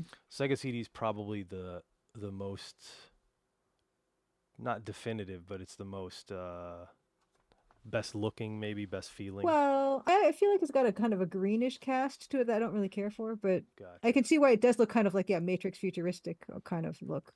But I, of course, I'm gonna like the EGA the most. Is Snatcher the other game I'm thinking of? Yeah, probably. Well, Snatcher video game. There we go. Yeah. This was a Kojima game, Yeah, right? this is Yeah. Cyberpunk. This is a sequel to something? Text-based mode. Both a It graphic adventure and a visual novel. might be Snatcher and Police Nuts. I don't know. Yes, that might be what it is. But yeah, I want to play both of these. I've got them both on my little Ambernick thing, and I just yeah, Snatcher just isn't sequel to anything. Okay, okay, there you Snatcher. go. Okay, thank you. Is there? Everyone knows more. I know nothing. Yeah, I know nothing. I know almost nothing about I'm actual happy to PC be games, but corrected as long as it's correct. yeah, I know But I zero also about claim to know nothing. console stuff. Snatcher, Mean Machine. Did you have console? You had a console growing I up, Dan, did or no? not until the PlayStation, the first Okay, so yeah, PlayStation in same, yeah, same. Well, I didn't. 1999, Okay, 2000, so even still, somewhere in so there. yeah, you were not a console household either. Yeah, so No, that's why we both have this huge computer. gap in knowledge. Yeah, well, I've overcome a lot of it, but not all of it. Overcome. Yeah, I not didn't all of even it. try. You didn't even try. Well, I had like Game Boys and things, like a Game Boy, original Game Boy SP. Yeah, sure. I mean, you You can know. see, well, you can't see too well behind me now that I got this camera angle Mhm. crappy, but um, there's plenty of console games up there as Yeah. well. Do you want to Can't share really any see. kind of new acquisitions, console or no? Console, no, but I could share some new. These literally came in Please. this while I was away. There's some good ones too.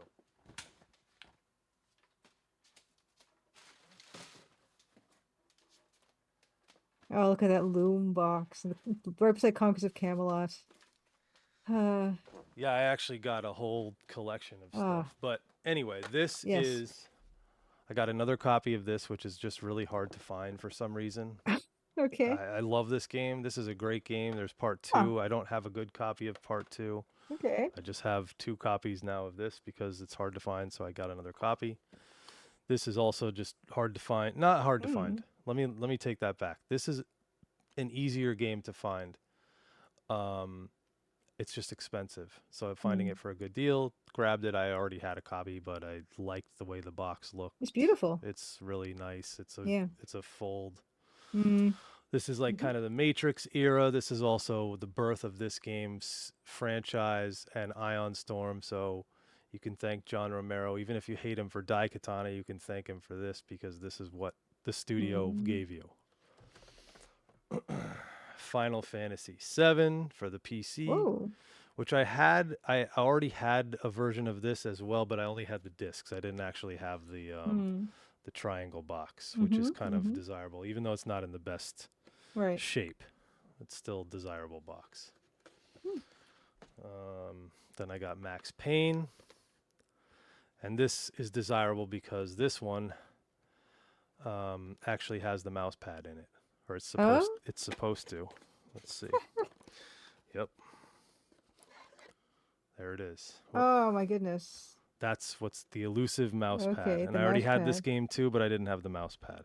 The weird thing is, I think they gave me like a weird version of the game. Like I don't this isn't supposed to be the Okay. game that this comes with, but But I'm you could sure swap you could swap out for it would be whatever. very easy to find a Yeah, CD-ROM copy of Max Payne, which I may already have another copy of. This is actually probably. just this is just like a whole nother Mm-hmm. copy. Yeah. This came by itself. Oh. Uh, GZSFRK says Windows 3.1 later supported SVGA modes. The supported video card and driver are in a Diamond Stealth in 1024 by 768 to 256 colors. Had to have enough system memory to support large 256 color wallpapers.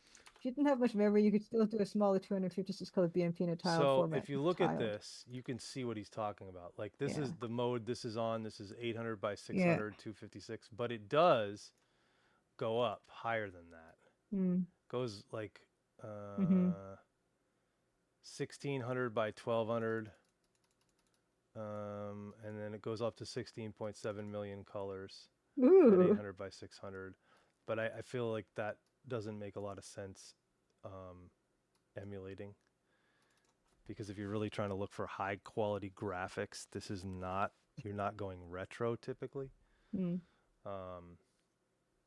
Anyway, what else did I get here? I got this Shadowcaster for Origin from Ooh. Origin, which is a sealed copy. Although it's not Whoa. as in great shape as I wanted. Like this, I paid about what you usually pay for an open copy, so I was happy Mm. to get it for that. Then these came from my friend Kevin, who I saw, and before he didn't actually make it to the Adventure Game Mm. Fanfare, but he does live in the area. This is Hero's Quest, which is kind of fitting. Yeah. Um, this is the Atari version. He just had it in really great shape, so I wanted a copy. I traded Mm-hmm. him something, I forget. And a very nice copy of Colonel's Bequest, also for Atari. Oh my God, it's beautiful. Atari ST 1 Meg. And this, yeah, this is also kind of fitting, right? Oh, it's gorgeous. Yeah. Yeah, I'll show you mine then. Hold on, I'm gonna bring my Colonel's Request box over. Give me a second. I It's can't. Oh, what's crazy to say is that now I've worked for both of these people. yes. Who would have thought? It's incredible. Okay, I'll be right Yeah. back.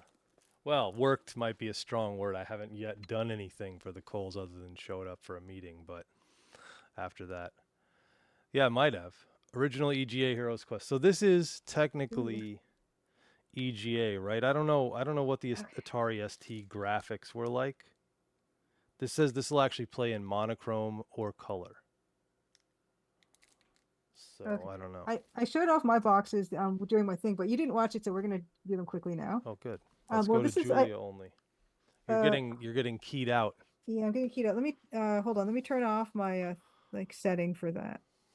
Give me a second. Video Oof. settings, backgrounds and effects, none. Okay, cool. Hold on, let's pull this over a little bit. Okay. Okay. So we have my Curse of Monkey Island. So I flattened these so I could pack them. And this is signed by Dominic Armato, who was at the Adventure Game Fanfare, right there. My other ones that I have, Very nice. I have my uh, Doug Herring. Oh no, uh, Roberta my King's Williams. Quest 5 sleeve. So this has got, Holy cow. yeah, this has got Bob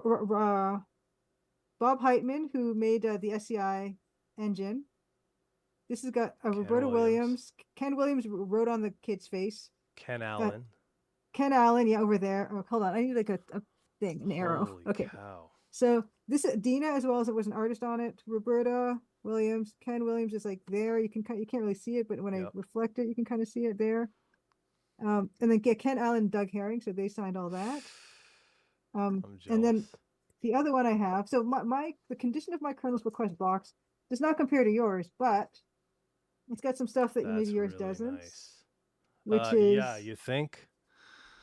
we got your Ken Allen again, you got your Ken Williams And now here, here's the kicker, Robert Heitman, Roberta Roberta. Williams, and Doug Herring. Yes. Here's the kicker. So Kevin asked me before I left, "Hey, do you want me to just give you these games when I see you in Seattle Mm-hmm. instead of sending them to your house?" I said, "No, send them to my house. I'm, carrying a lot of crap Yeah. already. I don't want to damage the boxes." Yep.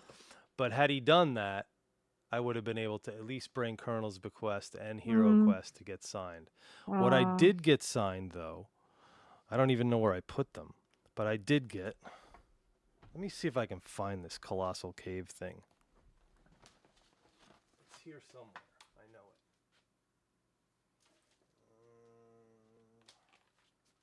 okay. Oh yeah, and also it's just on me now. So you're gonna have to change it to show it. Well, right now it should be just on you.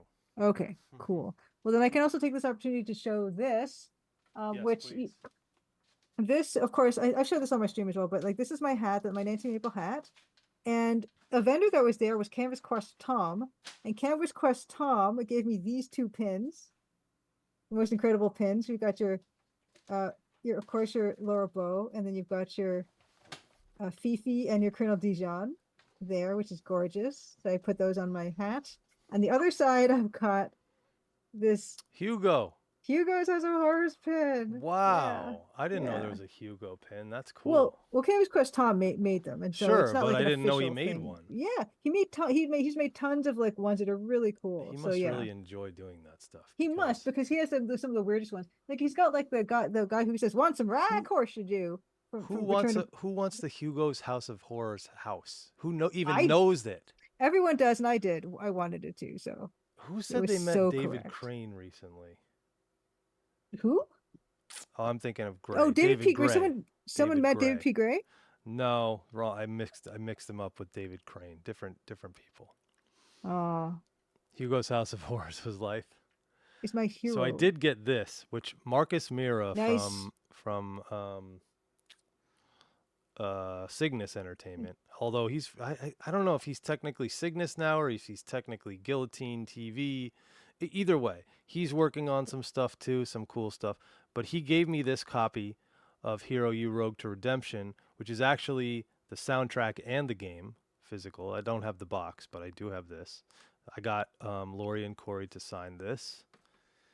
And he saved for me one of the baggy copies of Oh, Colossal Cave with the Kenacell battery. NSL. And he got them to. I don't know if they signed all of these or if he just got Oh, them to sign this one for me. Or I'm not sure.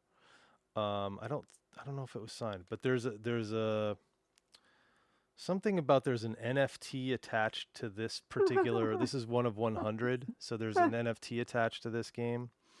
I'm not totally certain on all of it, but Marcus could talk a lot more about that, I'm sure. And I got the PC copy oh of Colossal yeah, Cave, so cute. which is this is the deluxe Yeah, edition. yeah. And I think Limited Run didn't shrink wrap these, but Marcus decided that they should be Mm, shrink wrapped. So he shrink wrapped this one and he gave me one of these copies. it's so But this cute. is the same limited run version. Hmm. So if you ordered it, you got this copy, Hmm. just not in shrink wrap. Oh, nice. GZSFRK says also has the Colossal Cave bag ordered on the way. Nice. Nice. Yeah, they were selling them at the fanfare, Hmm. and I think there's 100 made, and I know at least half of them are sold already. It's awesome. So I Yeah. don't know. I don't even know what the price was because Marcus just gave me these copies, so he saved them for me. I don't even know what they cost from limited run or Mm. or from Cygnus. Hmm. And I also don't know. I don't know. You met Roberta? So did you get the Hmm. vibe they're going to do this again? Are they going to make another game? I don't know. I don't know. I didn't ask. But I will say that Roberta she even said she was surprised at how touched she was at the Adventure Game Award ceremony. Like she was Really? really kind of, yeah, she was kind of taken aback by how she That's felt about amazing. it. Yeah. So who knows? 30 for each baggie and PC. Oh, that's cheap. I should have bought another copy. Anyway, whatever. It's cool. I like the fact that they did all this stuff. Yeah. My involvement with Colossal Cave is not on these products Hmm. necessarily, but it was limited, but I still did work with the Williams, so whatever. I'll claim that. Yeah. It's really cool. How many people And can say Marcus. that? Marcus is You really the know? guy who got me hired Mm. on that job. And I would argue that, well, it really, yeah, anyway, we'll talk more about it in future streams. Everybody's been here for a long time. This Zoom session's about to end again. And we gotta go raid somebody, right? You don't Yeah, want to let's see do when that. unless you guys want to just TIE play Fighter with the solitaire music. in Oh, Solitaire. Oh, yeah. Oh my God. I love in picking the Windows deck design. 3.1. This is really bringing me back. This is hard. I don't know if did I ever win? I've It's not won. always, you don't always win, right? Like No, no, not even close. Oh, hello. but is it luck? No, there's skill involved in this game. I just There don't. is? I don't understand what the strategy Yeah, I is. think so. What Well, could possibly? the strategy is how kind of you place the cards. Can you? Yes, I got it. Thank you. Already on. There's another queen, four, But two. okay, so someone who understands this better than me. Okay, Klondike There's 3 has another tons of ace. strategy. This just regular solitaire. I feel like I played it a lot as a kid, and I'm like, is this a Oh, this skill-based is. game or what is this? How There we much of it go. is luck and how much of it is skill? Because I don't so far see very many choices you're having here. You know what I'm There's saying? choices. There are choices. That goes there. Where's the nine? There's no nine yet. There's a five. Oh, see, so That you goes should have kept the there. red 10 in the deck, and then you could have moved your stuff over if you wanted. No, you can only move stuff over with a king. No, no, I mean, but like you know how you put the 10 of hearts Mm-hmm. on that jack? You could have put you could have moved the 10 of diamond stuff all the way over to that instead, and then picked up that card on the far right.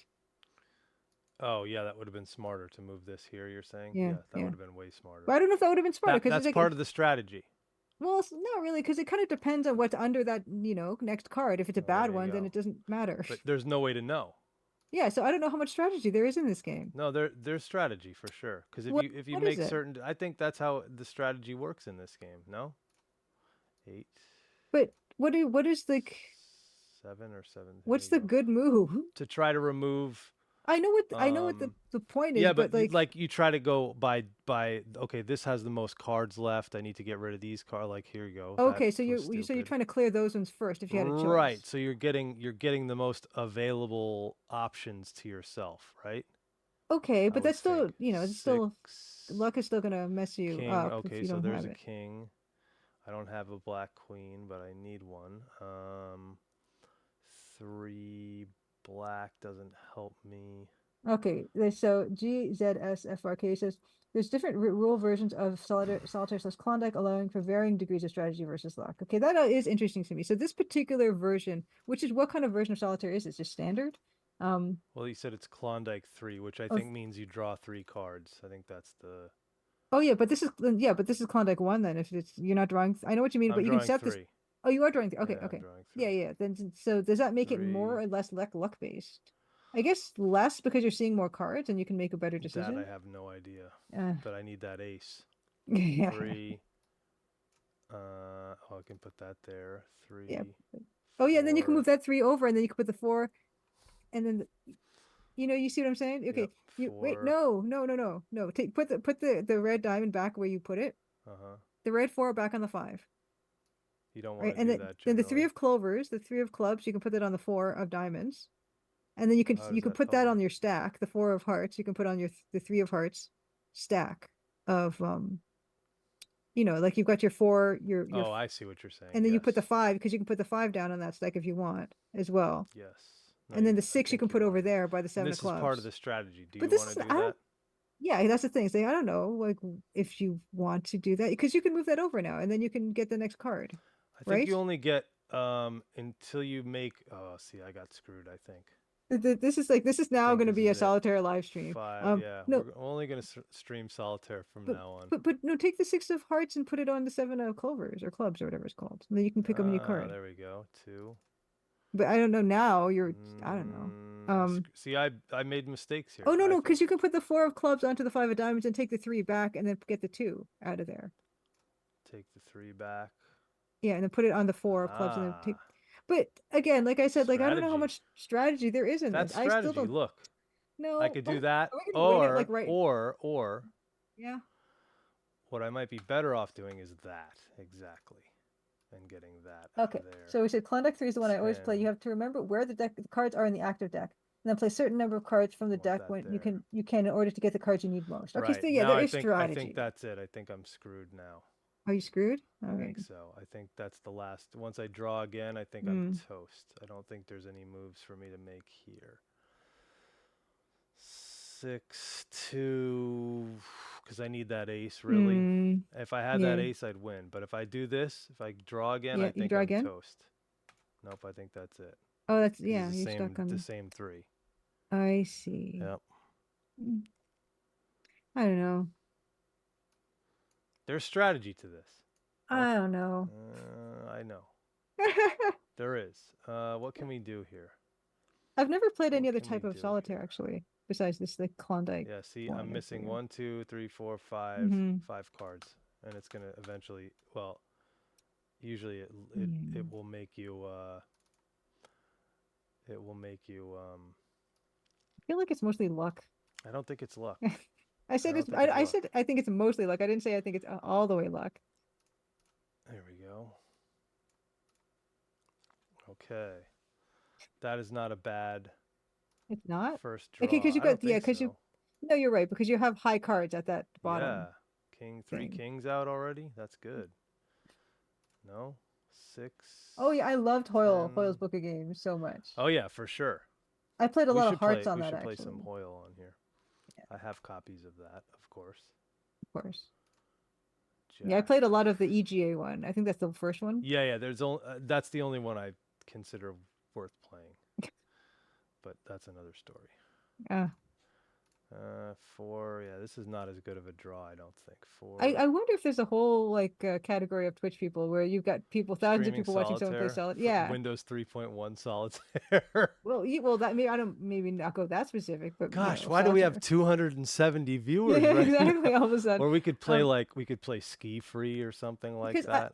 I will say that there are people that are streaming doing puzzles on Twitch, and I saw Oh, one that had sure. like more than 100 viewers, which I Oh, was like, I had sure. no idea that was a whole thing, but it is. It's kind of Yeah, yeah. amazing.